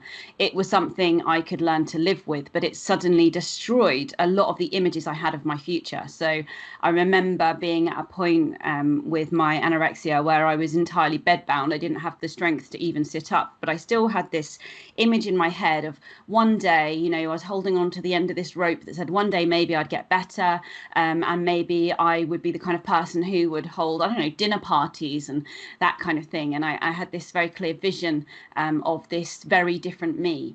And the diagnosis of autism made me realize that some parts of the future that I imagined probably wouldn't ever happen. And I'm completely okay with that now. But at the time, it was just a big thing to get my head around, because I felt like I was on a journey of recovery, and autism isn't a thing you recover from. So anorexia is a bully to be beaten, and autism is a friend to be made, and we need to be really positive in our approach there. The next point is really linked into that, and that is around the language that we use. And if you want to go down into a kind of rabbit hole of well, many different opinions, then have a look into the discussions in autism around identity versus person first language. So do I say I am autistic, or do I say I live with autism? And I feel very strongly that I am autistic, but I have, or I had, anorexia. So autism is part of me and I identify with it. It's a really important part of who I am, and I'm proud of it. And it's, you know, something that I feel I need to own.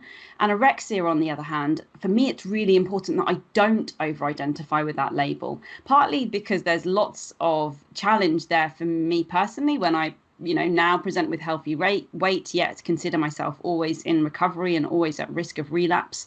But when I over-identify with anorexia, then that can change my view of self, and it can change how I think and what I do and how I behave. And I find myself carrying out anorexic behaviours because I've over-identified with it, and it can kind of perpetuate, particularly at times of illness. Whereas when I own the label of autism and I say that loud and proud, actually all that ever does is help me, because it means that people around me suddenly have a bit of an understanding about who I am, the challenges I might face day to day, and they begin to question how they might be able to help me. So I think language really matters, and different people will have different views on this, but I feel quite strongly that if you have that comorbid diagnosis, that you might be looking to phrase them in different ways. And certainly I think this is a really interesting question to explore with patients, and it's certainly something that I found very interesting to unpick with my therapist about how I identified, and how as I moved towards recovery, that identifying less with anorexia and accepting my autism more was really, really important.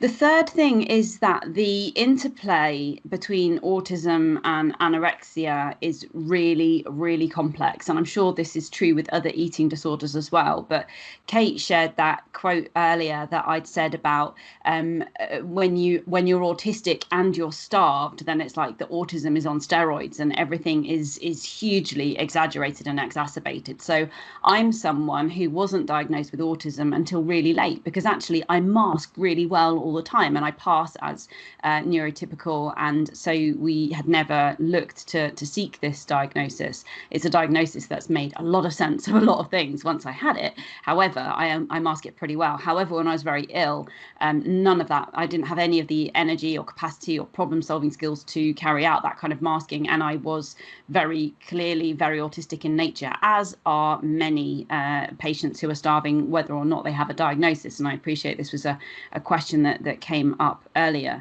but that interplay is really, really complicated. So we will see, autism kind of more so when we are more starved, but also there are lots of anorexic behaviours and lots of autistic behaviours that might look similar.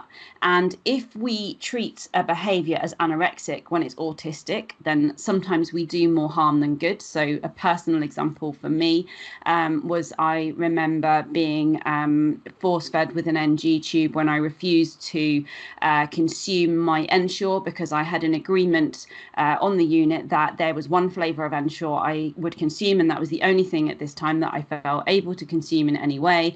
And one day they didn't have that flavour, so they force-fed me a different flavour. And this, I feel really strongly reflecting on it. This wasn't with the Maudsley, I just hasten to add. This, I feel very strongly reflecting on it, was an autistic trait rather than an anorexic one, but it was being treated as an anorexic one. And once we reflected on that incident through the lens of autism, once that diagnosis came later, then it built a lot of bridges between me and my treatment team, where those bridges have been quite badly broken before, and we began to have a different understanding. However, anorexia is really clever. And I did become aware, as I was getting a little bit better, that sometimes the story I was telling others, or the story I might be telling myself, might be one where I made excuses for anorexic behaviours by saying, but this is autism, we have to allow this because I'm autistic. And so I've had to work really hard to have very clearly defined sort of rules and things that surround my recovery and my wellness, where I understand what is autism, what is anorexia, and where there's a blurred line, having the capacity to really openly explore that with my treatment team or my family, or whoever it feels appropriate to do that. Of course, it's very difficult to explore that in the heat of the moment and when things feel really emotional. And with all things where there are high emotions involved, then exploring it at a time of calm and trying to be open and honest and non-judgmental about it has been really important. And for me, they're building trust with the people around me, so that I'm able, at those stronger moments when I really want to be well, when the anorexic bully is quieter, I'm able to say, actually, when I say that I shouldn't have to eat this because of a texture, that's not true, for example. But then there are other things where I have given myself permission not to keep pushing and not to have such high anxiety, because I understand that it is an autistic thing. So there are some foods which early on in my recovery, before I had the diagnosis and when I was with a different team, that it was felt really important to introduce back into my diet. So potatoes and pasta in particular, these are foods I've really not eaten in my life particularly, and they terrify me. But also I think there's a sensory sort of issue there, and unpicking what was autism and what was anorexia was really important. But giving myself permission later on, when trying not to be perfect in my recovery, and accepting that some of these things are hard for different reasons, and that maybe I forgive myself not managing those foods because they cause such distress, is something that's okay as long as they're substituted with other foods. The next point I wanted to make was the idea that some of the kind of traits associated with autism can be really, really helpful in eating disorder recovery. So during illness, they really can exacerbate the illness. So the kind of the rules and the rigidity and the obsessiveness that so often comes with autism, and that you'll all be really, really used to seeing, can really drive the illness. And I think certainly in my personal case means that my illness often would get quite bad very quickly, and in quite a predictable way. However, when we took some of those traits, some of those behaviours, and we looked to flip them, to use them to aid my recovery, it also meant that it was possible for me to move towards wellness much more quickly than I might otherwise be able to, and to stay well. So I'm someone who works really well with rules and routine and consistency and predictability, all those things that we would expect to use to support autism. But it has meant that when I have been able to grab hold of trying to get well and leaning into those behaviours that used to promote the illness, that they can be used to promote wellness instead. The final kind of general pointer before I talk a little bit about just kind of some personal reflections of things that may or may not help others, but I thought were interesting to bring up and note as I'm kind of learning more about myself and get further down the journey.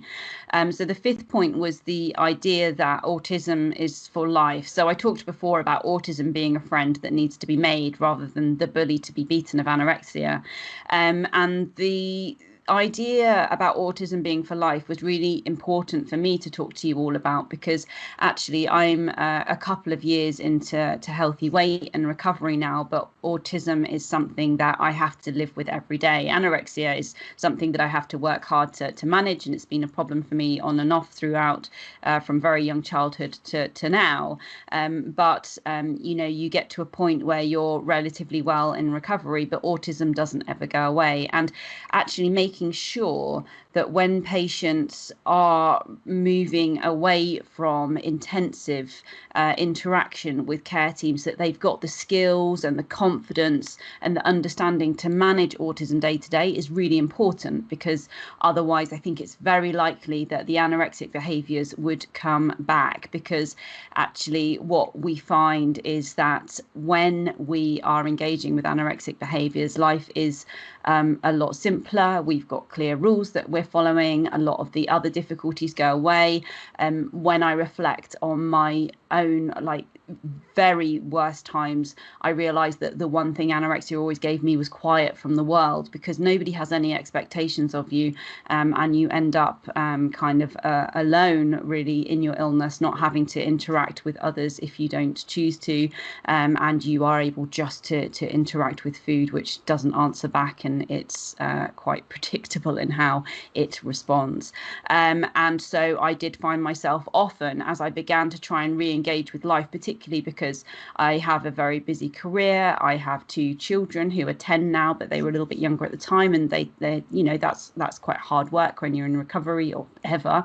And so life was quite hard, you know, just it took a lot. I had to give a lot to life, and I would find myself seeking the solace that anorexia would give. But the things that made it easier was understanding about my autism and realizing the self-care that I needed to exercise, and having an idea about what the day-to-day needed to look like, and also considering things like what are the reasonable adjustments that I can expect to be made for me as I go about my working life as well. So I now ask very confidently and without apology anytime I go to speak at a conference. For example, if this were live, I would have asked to have eaten separately. I would have asked to have known what I was going to be eating and to have a quiet space to go to during the lunch period. And that's something I would ask for without apology now, and is a really important part of me managing those kind of events that I do often, but which actually can cause significant burnout for me if I don't manage them really carefully.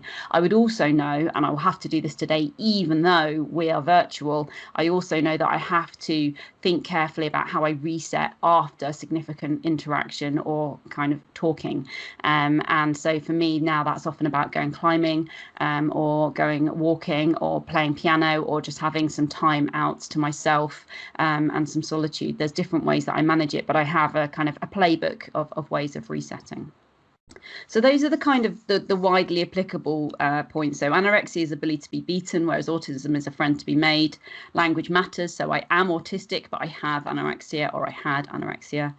The interplay between autism and anorexia is complex, so we should always be questioning behaviours and looking at that as honestly as we can. Is this autism or is it anorexia? We can flip the autistic traits so they promote wellness instead of illness, and autism is for life, so we need the skills and the confidence to cope with that when we are moving towards long-term recovery.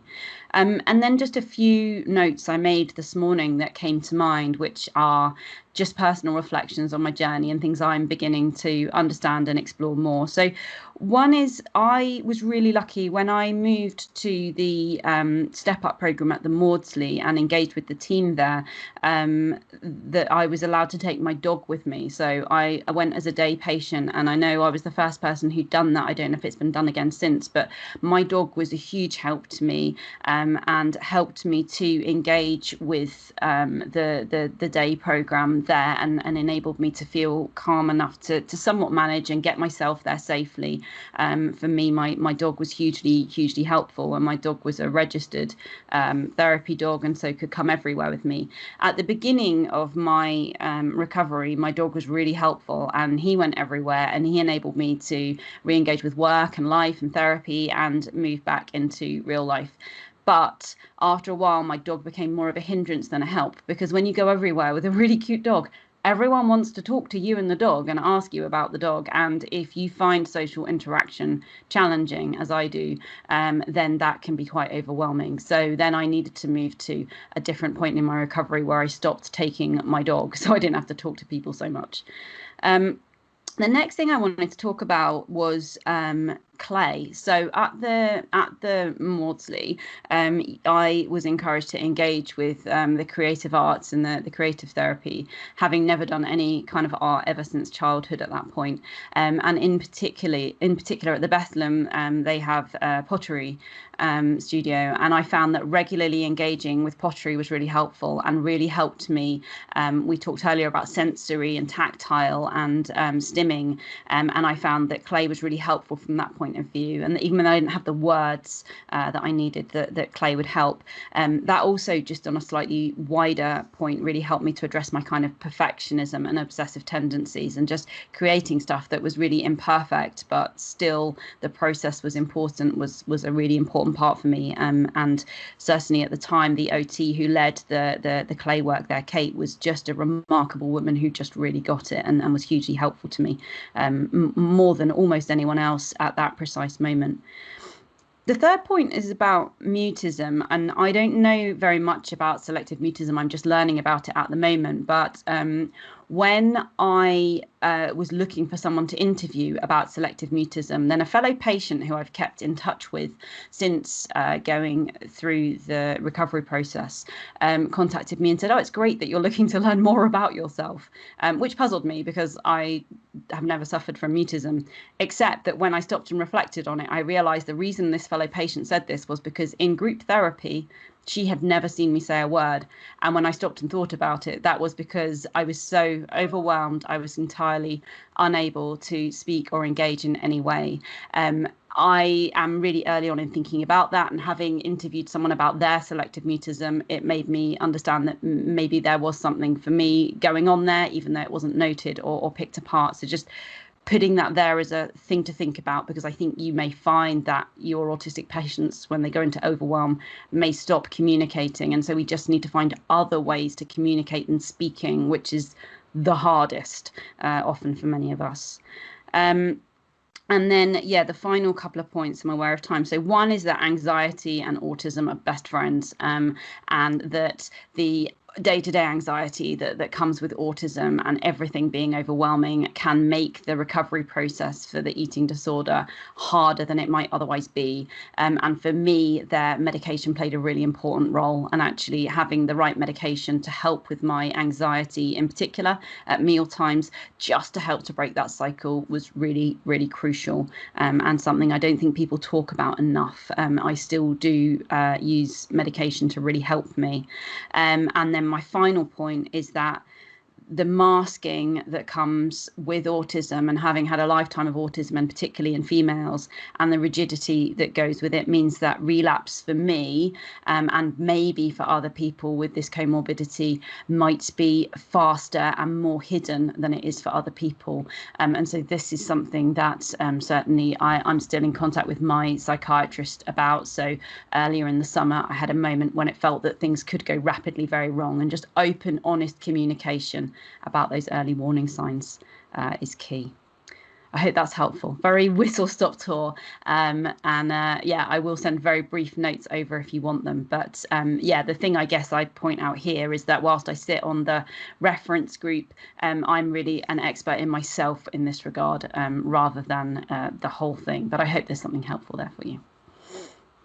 Pookie, thank you so much for very insightful talk and all your support and help during Peace Pathway work. I don't know how we would have done without your generosity and time and great support. Thank you so much. Will you stay until the end of the session so you Yes. can take questions? Yes. Thank you very, very much.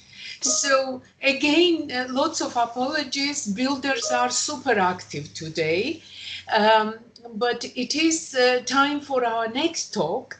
And our next speaker is Madeleine Oakley. Madeleine has very interesting biography, being a psychotherapist by training. She is also carer of young men with autism spectrum disorder, and she's our carers work champion, really. Madeleine was incredibly brave to engage in this Peace Pathway project, and later on bravely deciding to do her PhD on the topic. We are absolutely privileged and delighted to have Madeleine in the Peace team, and without any delay, now over to you, Madeleine. Thanks very much, Kate. That's really, really good. And I just want to say how moving I found that talk by Pookie, you know, as a sort of parent of someone with autism. I've never heard anything quite like that. So thank you, Pookie. I found that incredibly moving.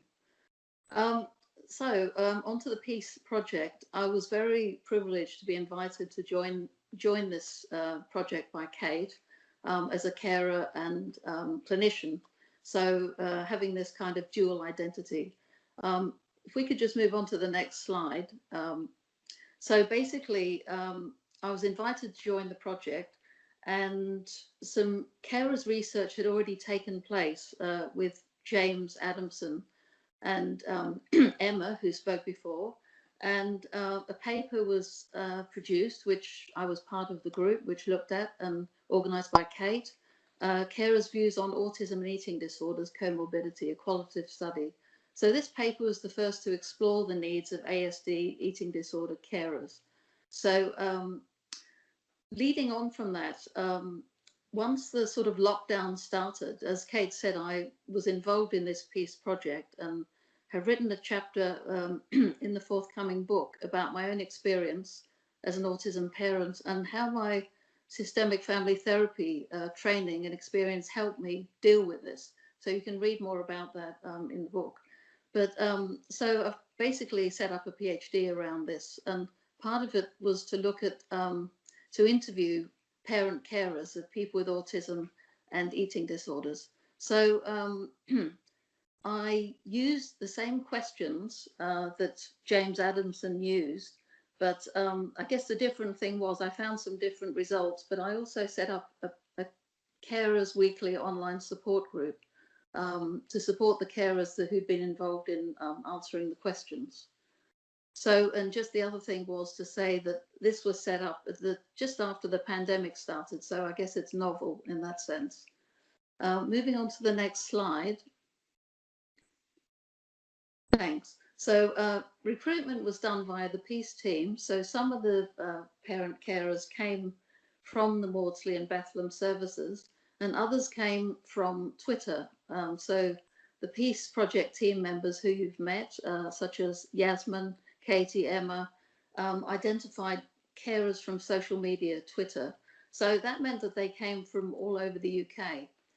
So we had a few from South London and Maudsley, and the rest 7 from all over the UK. And I guess another difference with the previous research was that 3 of the carers were male and 8 were female. Previous research, 1 carer was male and 9 were female. Just a few demographics. 6 of the carers were working, 3 are full-time carers, and 2 are retired. The interviews lasted from 25 to 35 minutes via phone, Teams and Zoom, and they're all recorded live. And just some more demographics. The cared for family members ages range from 12 to 36, mean age of 20, 3 males and 8 females. And the carers ages range from 32 to 74, and the mean age is 59. Moving on to the next slide.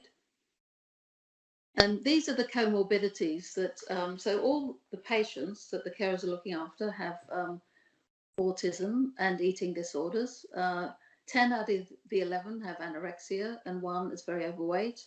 7 had also been diagnosed with OCD. All 11 suffered from anxiety symptoms. 4 had been diagnosed with borderline personality disorder, 2 with body dysmorphic disorder, and 1 with pathological demand avoidance, and 1 with anorexia binge purge subtype. Next slide, please. So these are just the questions. Could you please give me a brief overview of your story? When did your son or daughter receive their diagnosis of autism? What treatment are they receiving? Did they have any subsequent assessments? Is there anything you'd like to say about your experience of getting the assessments or treatments? If you could create a treatment your son or daughter needs, what would it look like? Just onto the next slide, a few more questions. These are about the carers themselves. Have you got any thoughts about what help could be offered to people in your position, family carers? What has been the impact on you as a carer? What does improvement look like for your son, daughter, for you and the family? So we use thematic analysis. So us and the team are organising, we're analysing these themes at the moment, but I've pulled out some themes for this presentation, which I'm going to talk about now in the next slide. So they're very similar to the themes. I'll tell you what the differences were at the end to the previous research. So the first theme was really the comorbidity of autism and eating disorders and the problem stemming from a late diagnosis of autism. So carers felt that the comorbidities needed specialist input, that there were sensory issues, a lot of OCD, a lot of anxiety, bullying at school, problems with going to school, physical comorbidities, and they felt in the treatments the autism was often put to one side because the eating disorder problems were so acute, but that this led to increased frustration in the patients, more self-harming, and they felt that maybe the autism led to more of a lack of insight. So if we can move on to the next slide, they really felt that the late diagnosis of autism had been significant. So theme 2, lack of help from services. So it's not just mental health, it's social services as well. All carers reported a history of misdiagnoses, and I think this is because the autism had been missed out. The carers feel quite a deep disillusionment with services, and that's about staff not understanding the importance of the autism diagnosis and how it affects the eating disorder. Now, as Pookie has just mentioned, that's incredibly complex. also about clinicians not knowing enough about autism. What we found was that patients were still living at home, or they'd left home and returned permanently, and that somehow services, and this is like social services, weren't helping ASD, eating disorder patients transition from the family home. There's no kind of roadmap for that. They also reported a lack of change and progress from psychological interventions. They said that they did access weight restoration help from eating disorders, but felt that these were designed for neurotypicals. So they felt there was more incidence of suicidal behavior, sectioning, medication, which I know is a sort of fairly traditional trajectory for patients with severe autism, but they felt this was exacerbated severe anorexia. They felt this was exacerbated due to the autism. So a summary was that the services accessed were not autism friendly, but designed for neurotypicals. So moving on to the next slide, it's about how all this had affected the carers themselves. So the impact on the cared for family members controlling behaviours, so that's something that came out, that a lot of the carers feel quite controlled by the people they're looking after, and also the adverse experience with services. It really undermined the carers' confidence as parents. Siblings didn't get enough attention. There was very little or no time for the couple relationship or carers' own time for themselves. The quote was, "I have no life." So that was quite a sort of overriding theme. The lack of support, respite care, and suitable places for loved ones to transition to independent living meant that being a carer often dominated carers' lives throughout the life cycle. Disillusionment with services, deeply ingrained, and all of these features exacerbated the carers' own distress and health issues. Carers continued being carers into middle age and later years.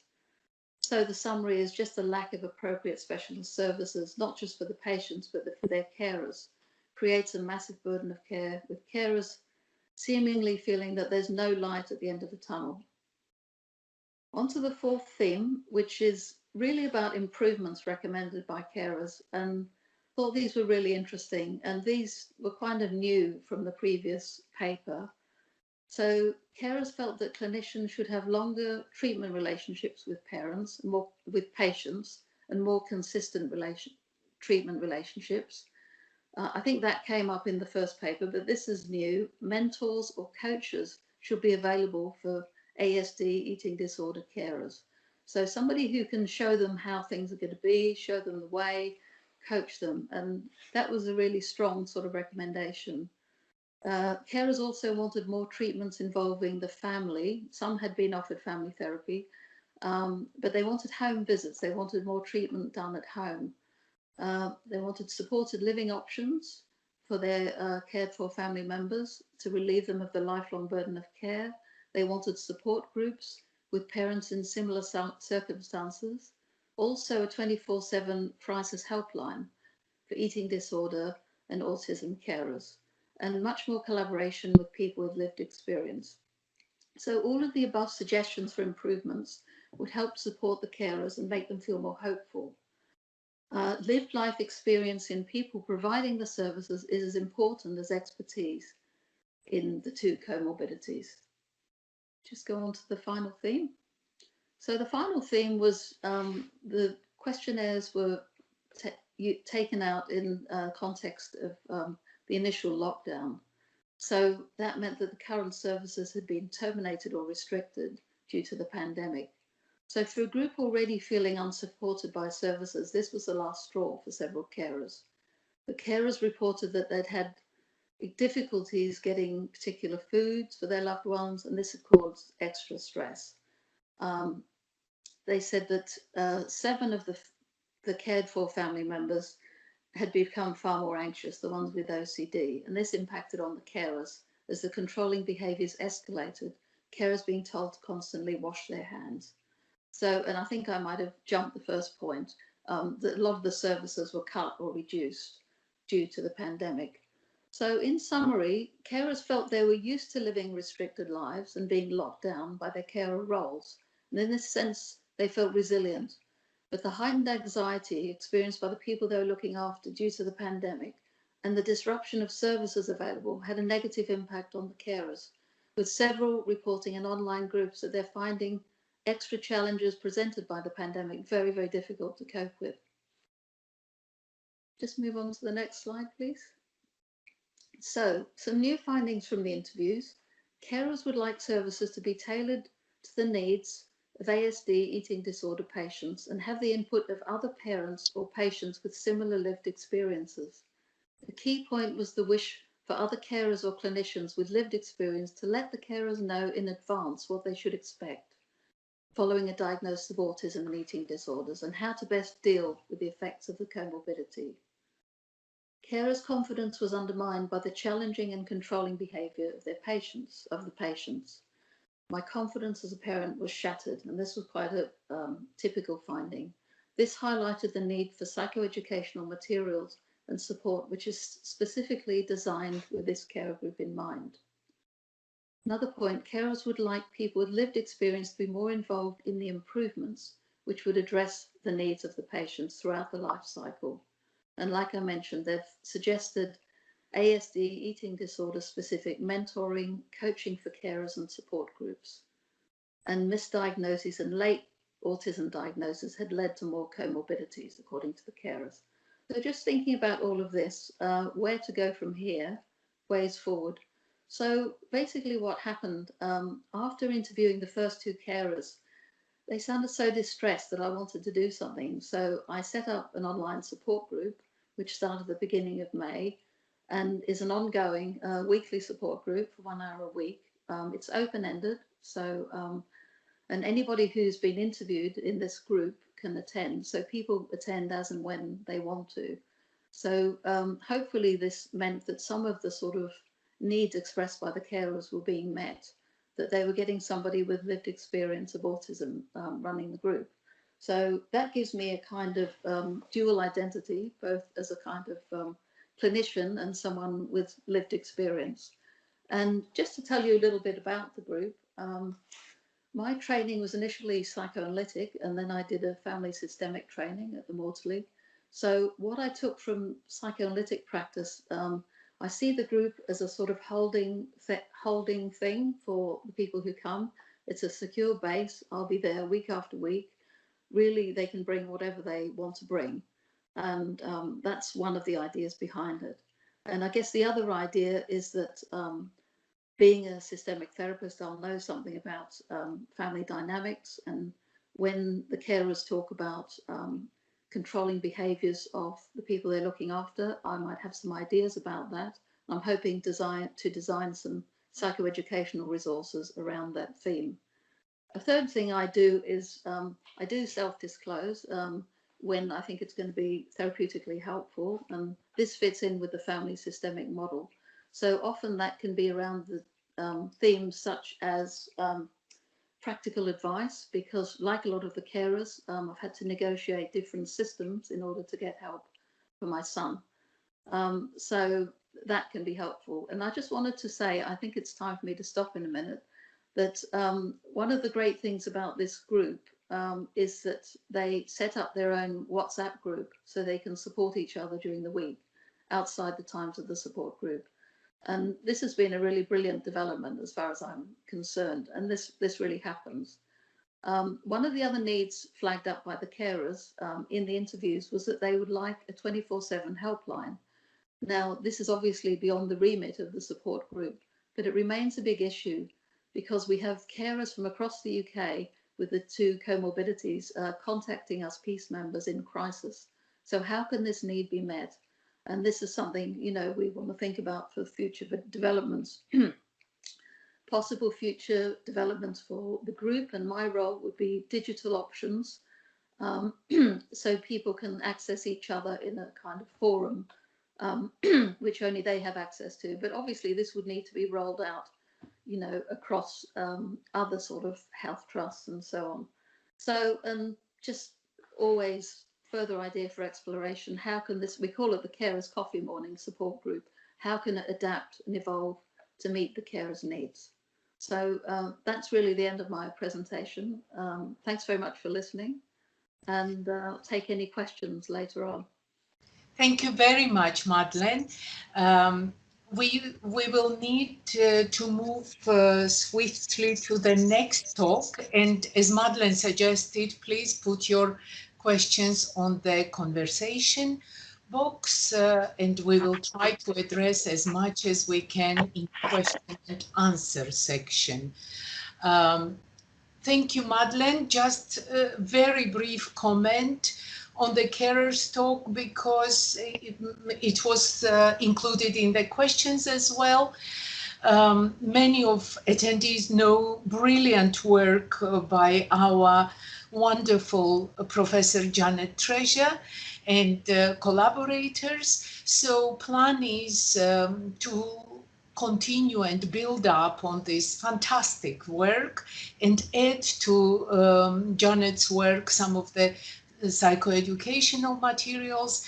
Amy Harrison is also online, and there are some plans. So watch the space. We will be updating you. And in the book, we have specific chapter dedicated to this, in addition to what Madeleine already covered. So our next speaker is Kate Williams. Kate has probably huge experience, probably more than any of us speakers, working in the eating disorder field.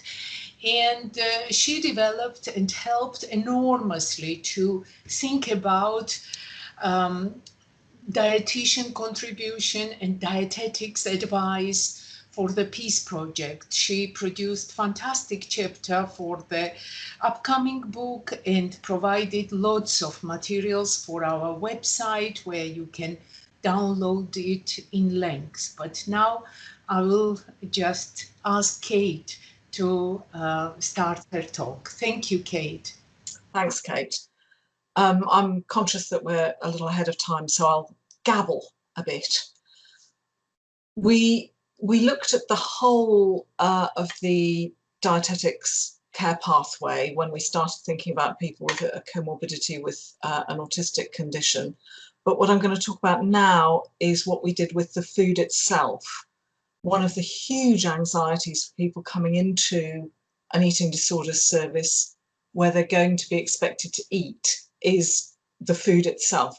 So we talked to people about issues related to the food and thought about how we could work with it to reduce those anxieties. And I'm just going to work through the points that we have tried to address, some of which have emerged from earlier speakers, I think. Firstly, familiarity and predictability. We normally pride ourselves on offering a big range of choice of foods to our patients, and that choice can be very overwhelming to people with autistic characteristics. So we decided to develop a kind of parallel menu as an alternative to the main menus that are offered in inpatient and daycare services, with very limited choice, a very small range of foods that are the same all the time. They're available every day, and they're very familiar foods in the wider community, such as sliced bread and tinned tuna and cheese. And alongside the menu, we've also got photographs of the food so that people can see how it's going to look on the plate, and also how it looks in the packaging. So you can see a tin of beans or a plastic carton of beans. So they have a very good idea of what's going to arrive in front of them and what they're going to be expected to eat. We tried to address sensory issues. The menu provides choices of foods that were as bland in flavour as we could find, low in odour, and with a homogeneous texture, such as mashed potato, tomato soup, yoghurt, those sorts of things. And the menu indicates that the foods can be served separately. So if people prefer foods not to be touching each other, that's fine. We can do that. We also look at physical difficulties that people reported. One, I think someone has touched on before, is low muscle tone, so that just sitting at a table and chewing food and cutting it up can be really tiring. So our menu provides food choices that are relatively easy to manipulate and chew, like cheese sandwiches. And we also provide smooth textured food for people who have anxiety about choking, which is obviously terrifying. Many people with autistic features, we know from the research, also suffer from gut problems. They seem to be, for reasons which we don't entirely understand, prone to indigestion, to IBS, irritable bowel type symptoms like constipation and bloating and sometimes diarrhea. So again, we address the food to try to minimize those risks. So there are choices on the menu that are low in fiber and have high energy density, so that people are not always having to eat food that's very bulky, so that those choices are also available. The biggest worry, I think, for people with anorexia coming into hospital is how many calories they're going to have to eat. Now, they are going to have to eat a lot of calories. That's part of the treatment. But we design, the main menu is designed to have relatively consistent calorie values from one day to the next for the different options, from one meal to the next. But we tightened that up for our alternative menu. However, the staff were very anxious that the menu shouldn't be seen as an easy option. So none of the options on our alternative menu are lower than the calorie targets for the main menu. So it's not a way of getting less calories, ever.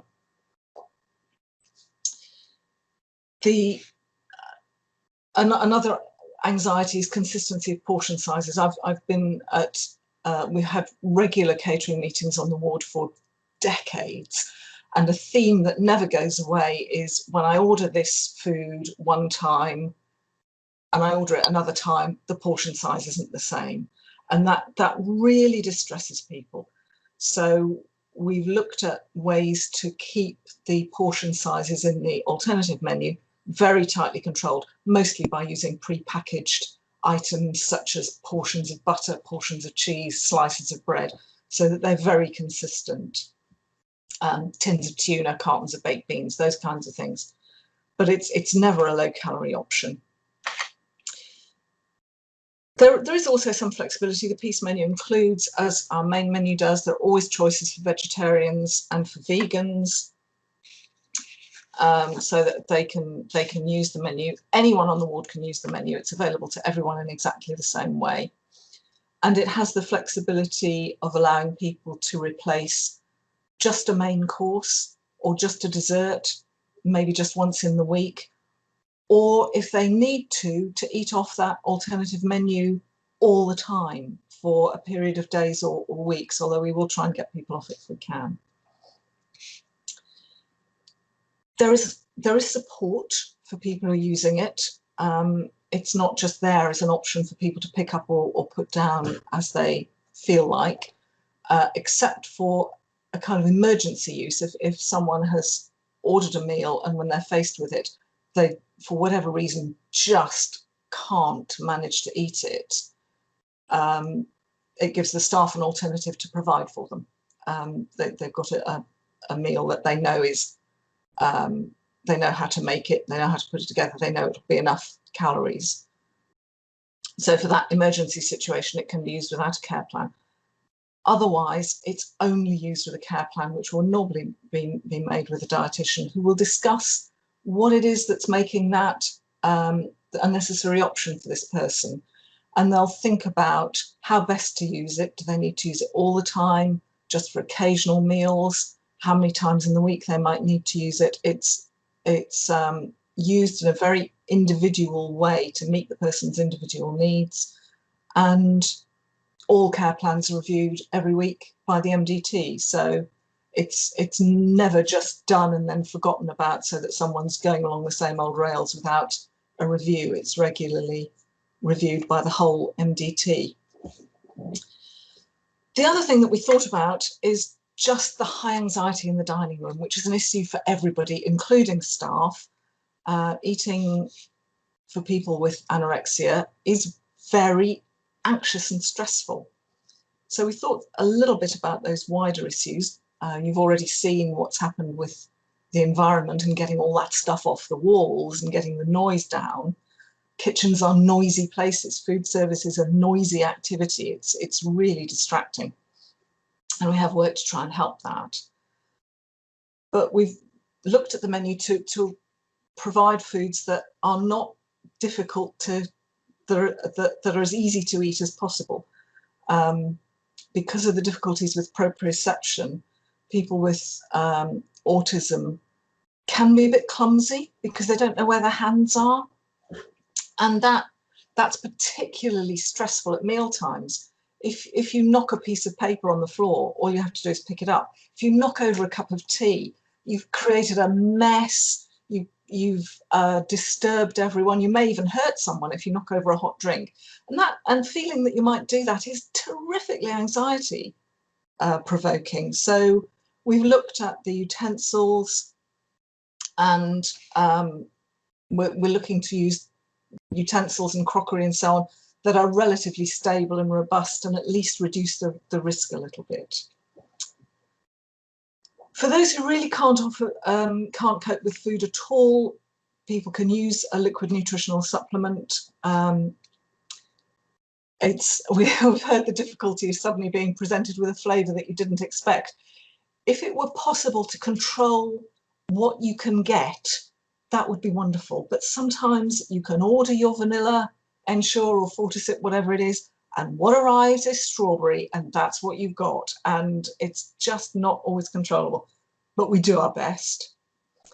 And having that as an oral option, something that people can drink, can allow them to avoid nasogastric feeding, which obviously we'd rather do if we can. This process was not entirely plain sailing. We did evaluate it with patients, and that it's not perfect, but we like to model things not being perfect and living with that. There's no menu in the world that meets everyone's individual preferences. We've heard about taste preferences being very individual, very subjective. Nothing is going to be exactly right all the time for everybody. We did tweak it a little bit to try and improve it. We have to rely on foods that the catering department can actually reliably and consistently supply. And this is food. That's never going to be entirely predictable, but we chose the ones that we thought would be most reliably available. It's got to be deliverable within the catering budget and within their resources to produce it. Some of this is cooked on site.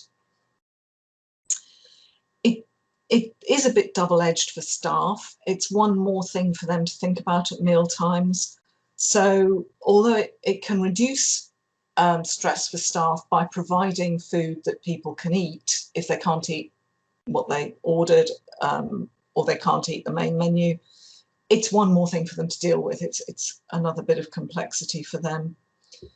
And I think it'd be fair to say that both catering and clinical staff have their discomforts about it. Chefs, no, it's the other way around. Super tasters, people who really strongly enjoy flavour, variety of flavour, novelty in flavour. Not surprisingly, those people are inclined to become chefs. So a lot of chefs are super tasters.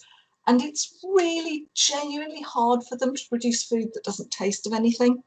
They struggle with that. It goes against the grain. And similarly with nurses in eating disorders, nurses have long felt, quite rightly, that part of the job is to help people to eat in a socially normal way, normal variety of food, presented in a normal way, eating what everyone else at the table is eating. So again, this approach goes against the grain a bit in that way. And we haven't forgotten about helping people to eat socially normally, which is important in living in the community.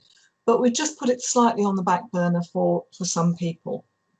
And nurses were able to get that with a bit of training and a bit of thinking about it.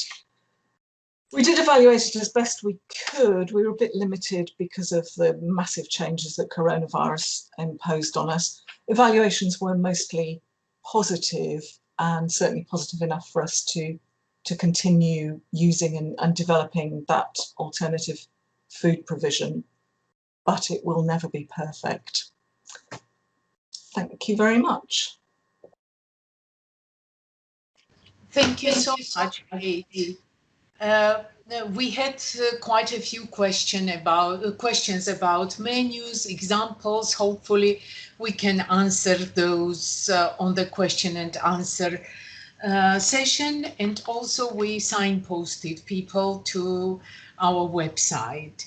So our next speaker is Jo, who is starting PhD with me, and she did a very important piece of the work for the peace pathway.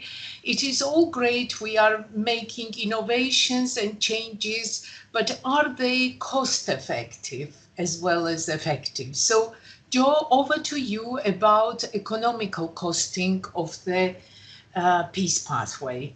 Thank you. Thank you, Kate, for the introduction, and thank you, Hannah, for putting up the slides. So I'll be presenting is the peace pathway effective in treatment cost savings. But before we move on, I think it's probably very necessary for us to clarify that the cost savings we will be demonstrating here are not just in the sense that the peace delivers actual cash savings, but rather we hope that by implementing the pathway, we could deliver better and more efficient care for the patients, and that we can also free up resources that can be used by more patients in the future. So here I'll present the cost evaluation of the peace pathway based on a report published in July by Professor Chinchiria and others. The report compared the length and cost of hospital admissions before and after the pathway was introduced based on data from the clinical audit records. So first, I'll briefly introduce what the clinical audit was and how we used it. If you could move on to the next slide, please, Hannah. So here is a screenshot of what the clinical audit database actually looks like with the patient names masked. It contains information from over 900 patients, and we're still updating it every month.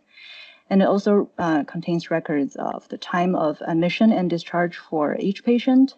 And this was very crucial in calculating the length of stay, which we used to estimate the cost savings.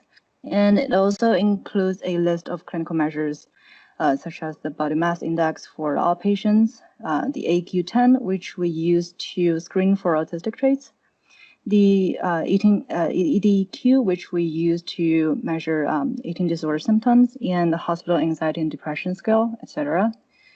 Next slide, please.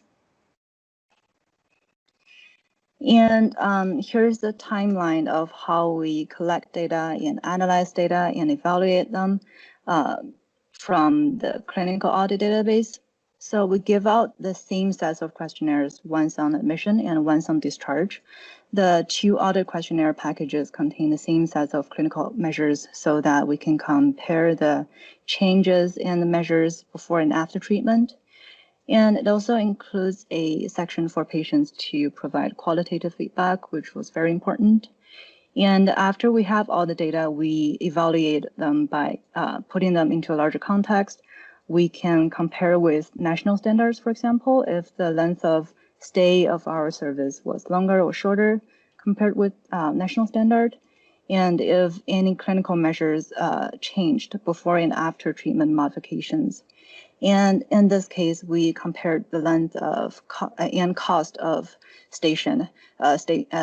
hospital stay before and after the peace pathway for patients with autistic traits. And next slide, please. And here's a brief summary of the clinical characteristics of the inpatients with autistic traits.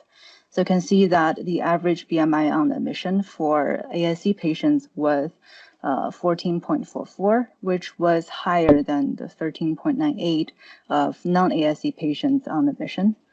And their average length of admission was also longer, the average being 16.1 weeks compared to the 15.3 weeks for non-autistic patients. And their eating disorder also tend to begin at a much younger age. The average age of onset of illness was 16.4 years for patients with autistic traits, whereas, and that is almost 1 year younger compared to patients without autistic traits. And so overall, the inpatients with autistic traits had higher BMI on admission, and they had longer duration of stay and earlier onset of illness of eating disorders. And next slide, please.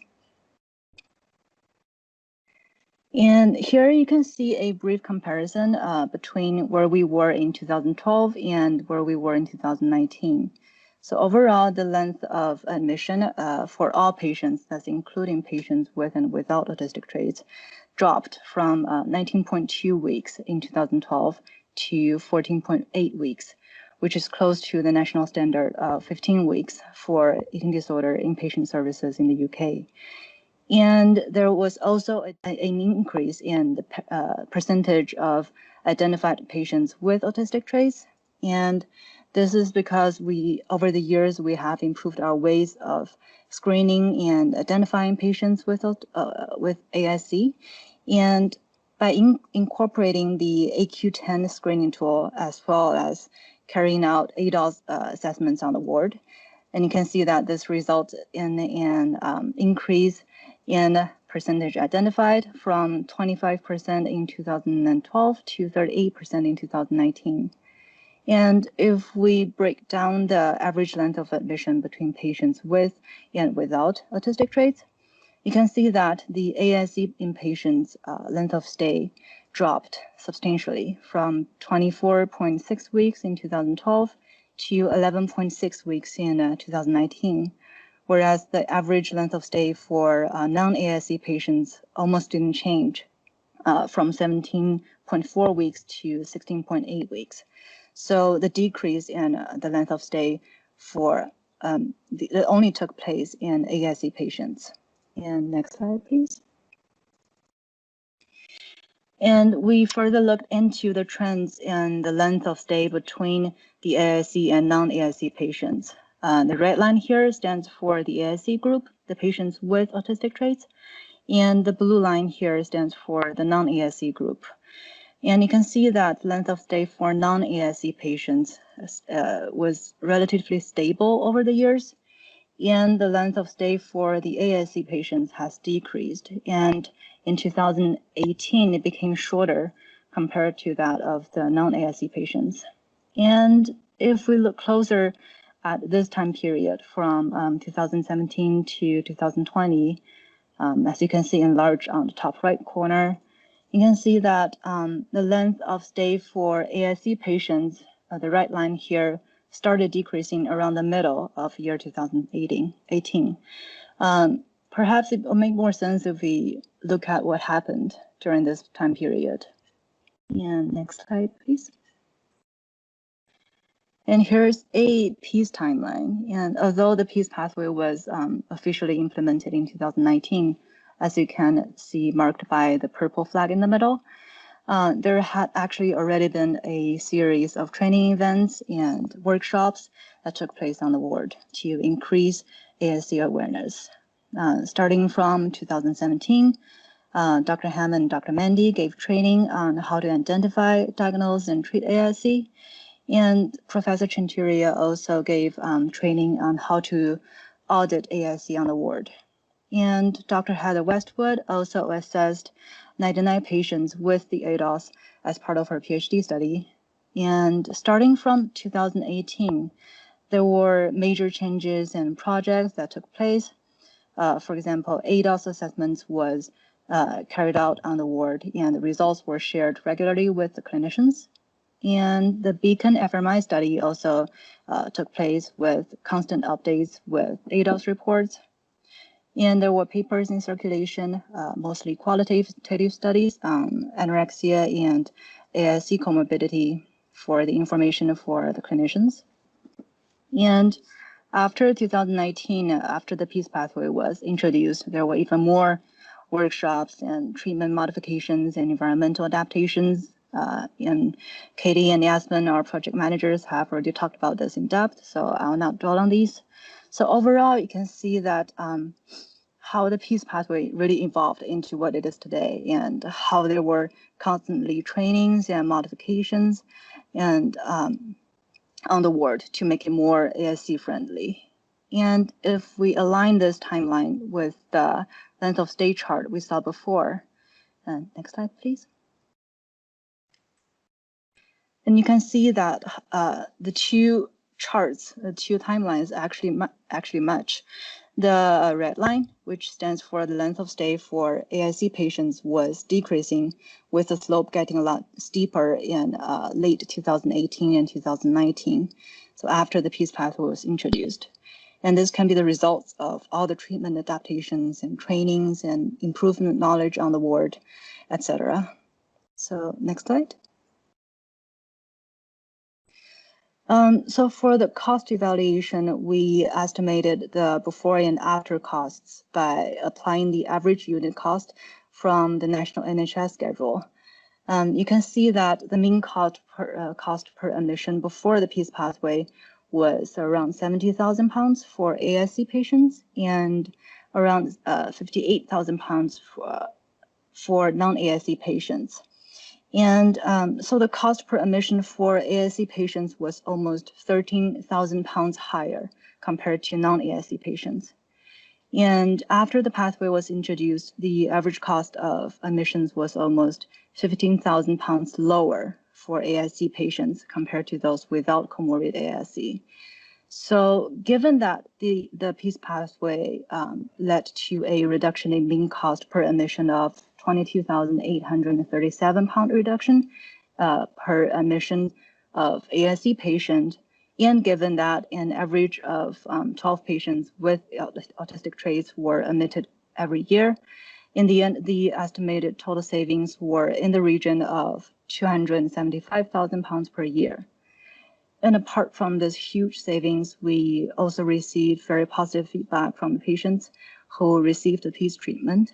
And here's an example from a discharged PEACE patient. The adaptations to my individual psychology sessions have really helped me engage in treatment for the first time, as it has taken into account all of my autism and eating disorder needs.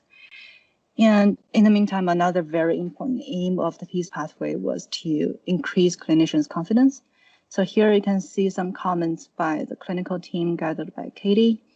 For example, training taught me how to be more inclusive and individualized, and how to be creative in making materials. That is okay to simplify materials. Also that I think the strongest aspect of the training was the focus on practical examples about how to explain sometimes complex or abstract theoretic concepts to autistic patients in a concrete way. So overall, the numbers combined with the qualitative feedbacks looked very promising. And going forward, Hannah, if you could move on to the next slide, please. So up to now, what we have looked at and done is just a brief cost savings analysis. But in order to evaluate the cost effectiveness, there is still a lot to be done. So patients with autistic traits tend to have a higher chance of readmission. As you can see in the chart on the right, there were 29.1% of ASC patients versus 27% of non-ASC patients who were repeated admissions. And the total cost of readmissions for patients with autistic traits were over £1 million. So going forward, it will definitely be worthwhile if we can see if the PEACE pathway has had any impact on readmissions. Also, clinical effectiveness is not just achieved by cost savings. It's also reflected by patients' improvement on clinical measures. And this is still a work in progress. We are evaluating the clinical outcomes based on the clinical measures included in the audit records. And going forward, we do hope to evaluate and demonstrate the all-round effectiveness of the PEACE pathway. And next slide, please. So to summarize the take-home message, So the PEACE pathway has decreased the length of stay for patients with a comorbidity, and it has improved screening for patients with autistic traits. It has also improved awareness of ASD on the ward and increased clinicians' confidence in dealing with the condition. And in the end, the estimated total savings are in the region of £275,000 per year. And next slide, please. And that's the end of my presentation. Thank you. Thank you very much, Jo, for this overview and hard work on this costing paper. It is out in the European Journal of Eating Disorders in case if people want to explore more details. And it is time for our very final talk. I hope that we gave you flavor of the PEACE pathway progress we made for the last 18 months. I asked our fantastic expert in Arfid and child adolescent field, Rachel Bryan-Wolf, my dear colleague and amazing expert in all these areas, to close our today's meeting and to help us to think about future gaps, future research projects. So it is my pleasure to give now floor to Rachel. Thank you, Rachel. Thank you very much, Kate, for inviting me, and thank you, Hannah, for managing the slides for me. What a fantastic day this has been. I feel a little bit of an interloper. What a wonderful group of people, and a real testament to the importance of bringing together the multiple perspectives of all those involved in order to intelligently move the field forward. So thank you for that. And also, I think, to show us the way, because the work that you have presented today is applicable across a number of areas and could positively benefit many people.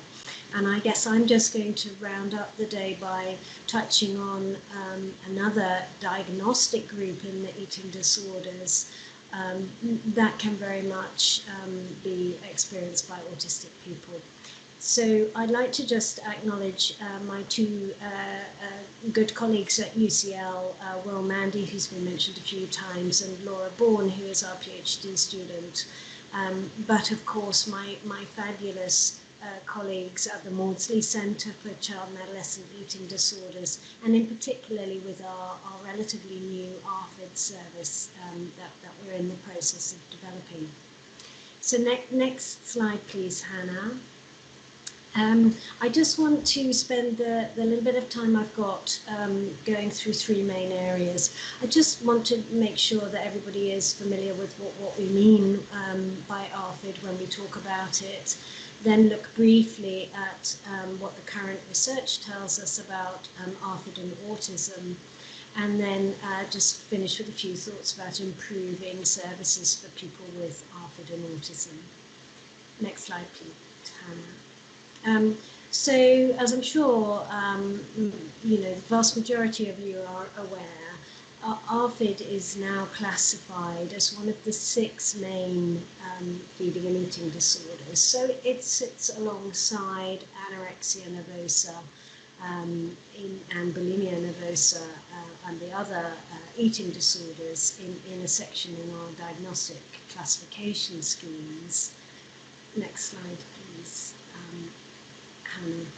I have worked for many years with autistic young people and their families, and find it very helpful to use diagrams and try and represent things visually. So this is my visual representation of the diagnostic criteria for Arfid, just to be clear what we're talking about. So at the core of this eating disorder is the avoidance or restriction of food intake. And that basically means that the individual's nutritional needs are not met, or their energy needs are not met, or both of those things. And in turn, that will either lead, if you look towards the top of the slide, to weight loss. If energy needs are not met, the individual is likely to experience weight loss. It can lead to nutritional deficiency that can be with or without weight loss, where there can be micronutrient deficiencies because the dietary choices are extremely limited. It can sometimes lead to tube feeding or the need for dependence on oral nutritional supplements. And it almost always leads to some level of psychosocial impairment. And then the 4 red boxes are just to go over the exclusion criteria. Obviously, the avoidance or restriction is not because there's no food available. It's not because it's a common practice, such as a religious fast or something like that. And it's not because it's primarily explained by another condition. And crucially, it's not because the avoidance or restriction is driven by the sort of core cognitions that you would find in anorexia or bulimia nervosa related to the kind of importance of weight or shape. Next slide, please, Hannah. So what does drive the avoidance or restriction in Arfid? The 3 kind of most well described and best recognized drivers are represented on this slide. The first is that the individual is restricting their intake because they have an apparent lack of interest in eating per se or in foods. And what that looks like in practice is that you might have an individual who's quite easily distracted. You see this very often in younger children. They may have very high arousal levels. That can be emotional arousal, or it can be to do with sensory, with the stimulation related arousal, poor interoceptive awareness, poor recognition of hunger, and often a low hunger drive. So that's been sort of well documented, well recognized. The second well recognized driver of the avoidance or restriction is where it's based on sensory characteristics of food. And that would be, for example, people who are quite particular about the appearance of food, the colours of food. They may only be able to eat cold foods, never have eaten warm foods. Lots of smell preferences, texture sensitivity,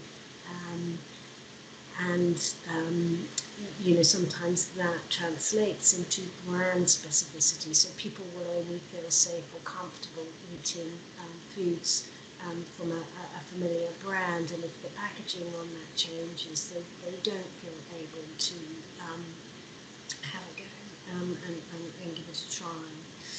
And then the third well-recognised driver is where the avoidance or restriction stems from a concern about the perceived aversive consequences of eating.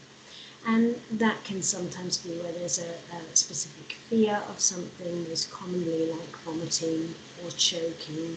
It can be related to a previous traumatic or really unpleasant experience with for example, with abdominal discomfort or some, gut problems. And again, that has been well recognised and well described. Now, I think that when we talk about Arfid and autism, people automatically assume that we're talking about sensory-based avoidance. But I just want to stress, Arfid is an umbrella term, heterogeneous group of presentations within Arfid.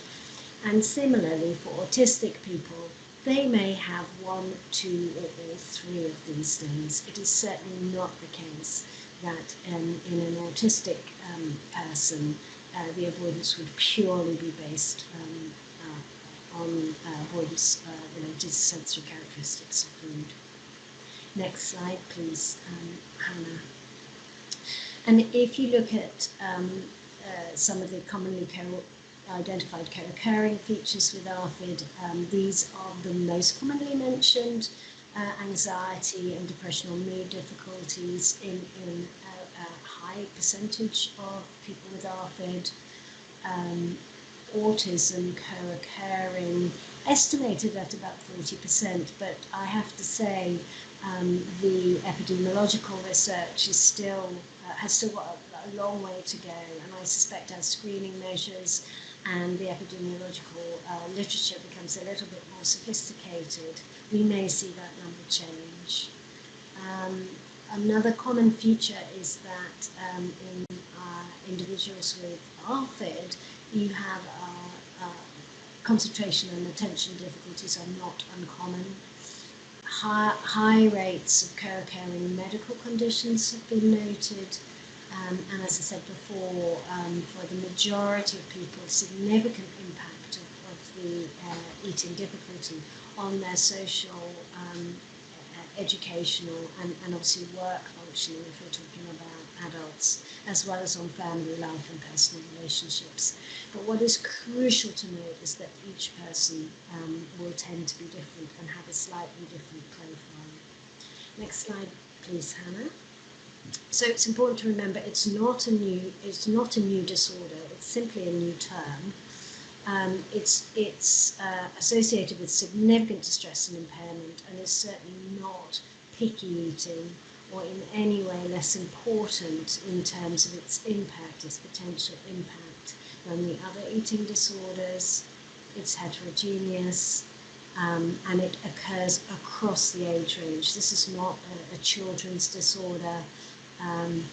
The other key thing I think I just want to stress here is that whilst the majority of people with Arfid will report long-standing eating difficulties, some can have an acute onset, and the acute onset, the people with acute onset, there tends to be an underlay of anxiety.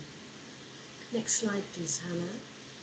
So, and then the next slide, please, because I'm going to move on to the research. And Laura Bourne, our PhD student, has had a good trawl through the literature, specifically trying to find out, what we know, what evidence is out there about Arfid in the autistic population. And it's relatively little, again, perhaps not unexpectedly. There's a little bit more information about Arfid in clinical eating disorder populations, mostly in North America, in the United States and Canada. There's also a body of work around food selectivity and feeding problems in autism, some of which specifically refer to Arfid, others don't. But relatively little still on Arfid in the autistic population. So it's a way behind the literature on autism and anorexia, certainly. Next slide, please, Hannah. And so the question arises, well, how common is Arfid in the autistic population? I said that autism in the Arfid population estimates are up to about 40%. But we really don't know the answer to this question.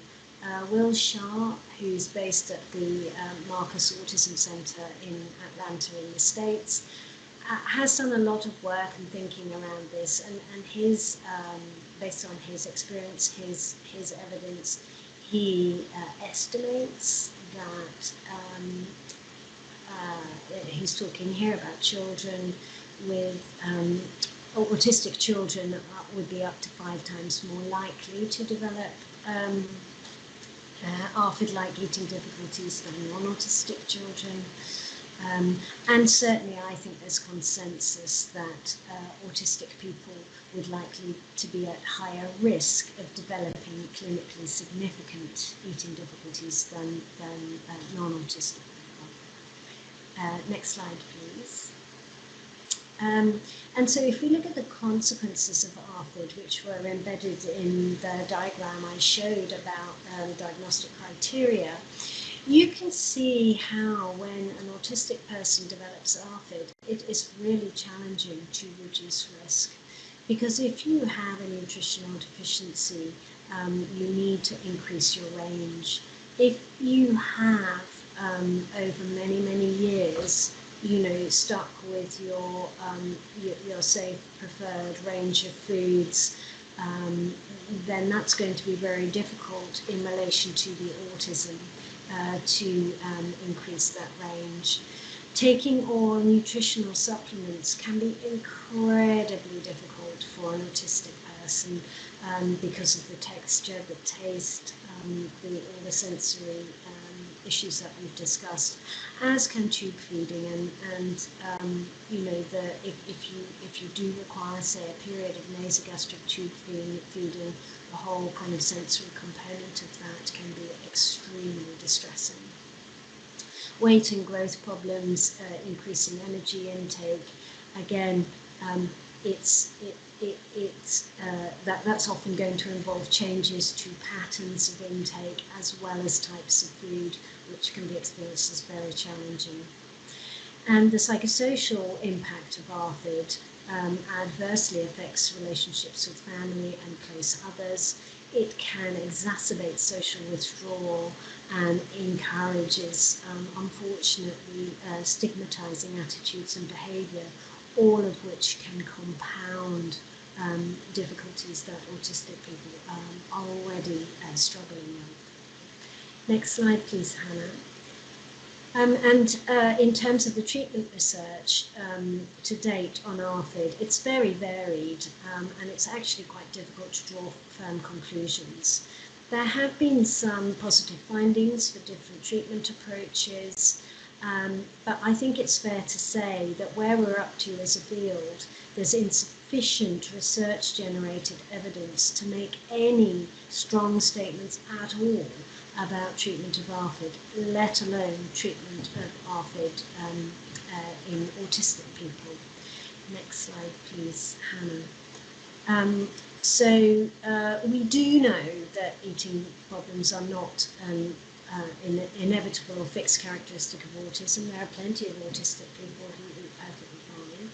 It is, and I don't know, because I work in child and adolescent services rather than in the adult field, there is a massive misconception out there that if somebody has a diagnosis of autism, that they will necessarily somehow have Arfid, and that Arfid is just part of the autism. They're separate things, and very much as Pookie said, I would think of someone as an autistic young person with Arfid. That those two things do need to be clearly separated out. Next slide, please, and the next one, please. So just a little bit about kind of where we're up to at the moment. NHS England, in the Children and Young People's team, they do recognise this as an area that needs some careful thought. And they have invested some additional monies in the Children and Young People's community eating disorders pathway. And as part of that, they set aside some funding for a national Arfid pilot, which we were lucky enough at the Maudsley to be the London site, and I was appointed as the national lead for that. Now, all the 7 sites that participated in that around the country worked hard to gather information, and all said at the end, look, autistic young people form a significant number of the young people that we're seeing coming through with Arfid, and we need to think more carefully about their needs, which is why today has been so fantastic. So next slide, please, Hannah. And of the services that participated, these are eating disorder services across the UK for young people. About 30 to 45% of the young people coming through with Arfid were autistic or undiagnosed autistic. And as has been said this morning, the majority of clinicians reported that they lacked the knowledge, the confidence, skill set to treat this group because they felt they didn't know enough about autism. they very much agreed with this finding that services are not set up in an autism-friendly way. And also, worryingly, we know that many young people with eating difficulties are turned away because they are autistic, which clearly needs addressing.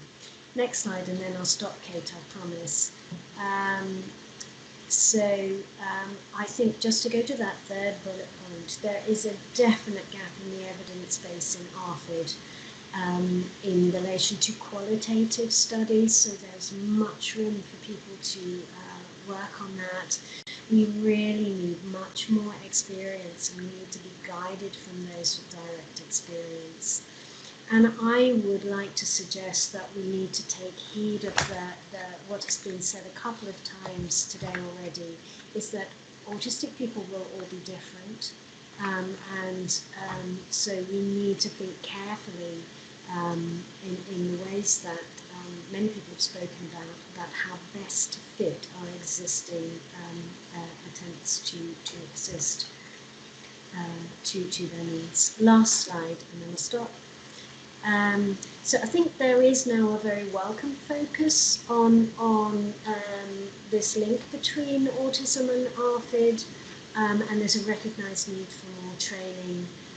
There is a small but growing body of clinical evidence that actually treatments do work for autistic young people with Arfid, and if the needs of this group are being actively considered at a service commissioning and policy level, which can only be positive. Last slide, please, Hannah. So thank you very much, and please do get in touch with me if you wish to. Thank you so much, Rachel, for a fantastic talk. We have 15 minutes before we close our half-day conference, so it is time for question and answer session.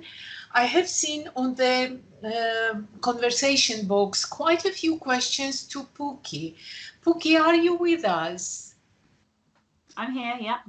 Yeah, would you like to get started on questions you received? Yeah, sure. I'm just trying to look. So Amy asked about whether activity focus groups would be easier than talking focus groups for people with ASD. I can't talk for everyone, but my hunch is yes. That when we've got a kind of a clear structure and purpose and doing, that's much more helpful than kind of less structured conversation. Just generally in life, like eating disorder or not, autism and kind of small talk and unstructured conversation isn't a great mix. So yeah, I think that yes, activity would be better than talking. And then Dr. Caroline Fleming said, are you aware of what may be helpful to support people in being able to engage more actively in the group therapy program? So sort of similar lines, really. And I was having to think about this. I think the first question is, do you actually need your autistic patients to engage with group therapy? Because it is really challenging for us.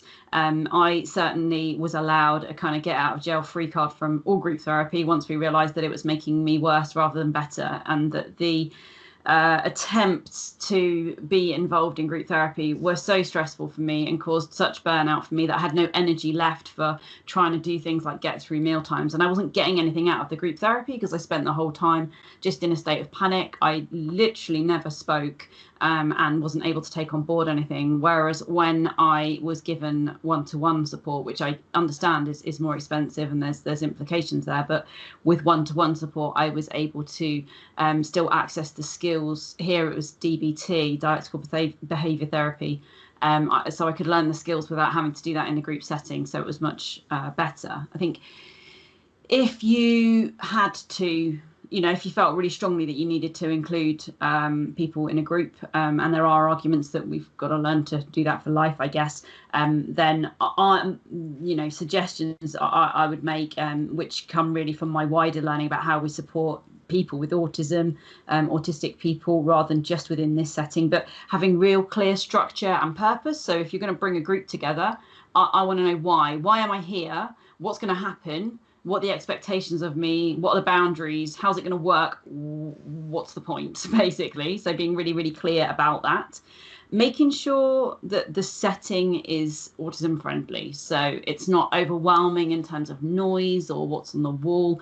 It runs on time. It starts when you say it will, it ends when you say it will. It's run by the person who you say will be running it. Any of those little things can completely throw us off. I found it was helpful to be given permission just to observe. So once I was told you don't have to interact, but you can observe and take on board the learning in your own way, that was helpful. And I also found one of the things that the team at the Bethlehem did for me was they provided ahead of every session written guidance and summaries of what was going to be covered. So if I wasn't completely able to engage, I'd already kind of seen it ahead. So that, yeah, those would be my suggestions. I don't know if there was any more for me. Thank you so much, Pookie. Then I spotted a couple of queries and questions for Kate Williams. Kate, are you with us? Yes.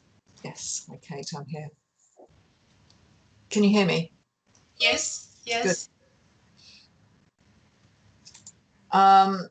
I think one of the themes that always comes out when we discuss this menu is how important it is that people don't get to use it without making a care plan. There's only one circumstance in which that's possible, and that's if they're in the dining room, the meal they've got in front of them, for whatever reason, is just overwhelming them. And that happens to a lot of people in eating disorders inpatient settings. They may just be having a bad day.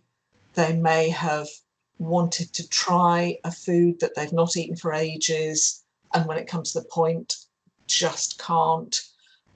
Or it may be a meal that didn't turn out to be as they expected it. There are a lot of reasons why people are kind of engaged with the menu and working with it all right, and then they get to a meal and they just can't do it. In that situation, the peace menu provides the staff with some alternative meals that they can quickly rustle up, beans on toast or a tuna salad or something like that. Everybody knows what it is, and that's an alternative that can be offered.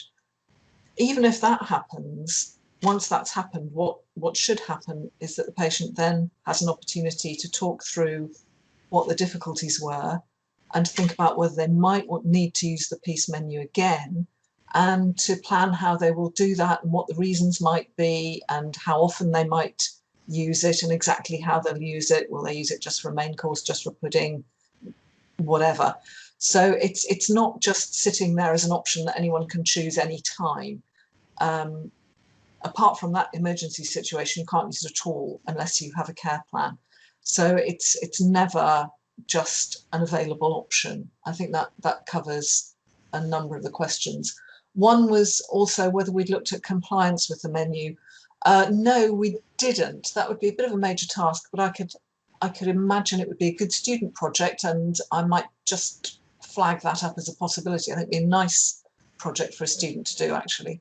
But what we have looked at, of course, is weight gain, and that at the moment we don't have enough data to know that there's no dramatic difference so far, anyway. Are there any that I've missed? I think that's it. No, I can't see anything else. Just to flag up, Hannah just put feedback questionnaire online, and as we said, we will return certificate of attendance as soon as you fill the questionnaire. There is question for Rachel. Rachel, are you with us? Yes, I am. I'm just reading it, yes. So we know that it's tricky when Arfid patients leave inpatient units and often have difficulty in those environments due to the environmental demands and restrictions. And this is from Tom, by the way. Thank you, Tom. I have had a number of patients with misdiagnosed anorexia and have started treatment which has led them to be reliant on MG feeds and supplement on the unit. Yeah, I mean, I think unfortunately this is not an uncommon scenario. So your question was, do you have any advice for teams in how to support a young person into a completely different treatment? So I think there's a number of things in what you're in this question. One is about the misdiagnosis of anorexia when they may have Arfid, and that is clearly a problem, because the research to date shows that if you treat someone with Arfid as if they have anorexia, they're unlikely to get well. You might be able to help with the weight restoration up to a point, but only if you make the adaptations required that have been discussed.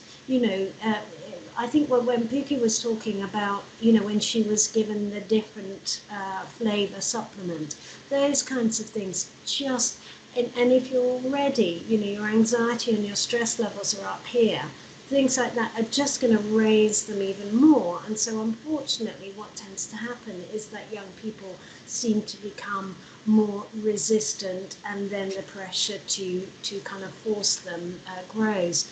So I think the main message, as far as I'm concerned, is, look, take the time to understand the person that you're working with, and think about all the things that have been discussed today. How does someone interact with their environment? What are their preferences? So I really like this idea of using these lovely tools that Kate and her team have talked about, the sensory one, the AQ, that they just allow us a little bit more of a nuanced feeling for who are the people that we're working with. So that would be my advice, Tom, I think. Just take the time. People should take the time to get to know who they're working with in other dimensions than just the eating disorder.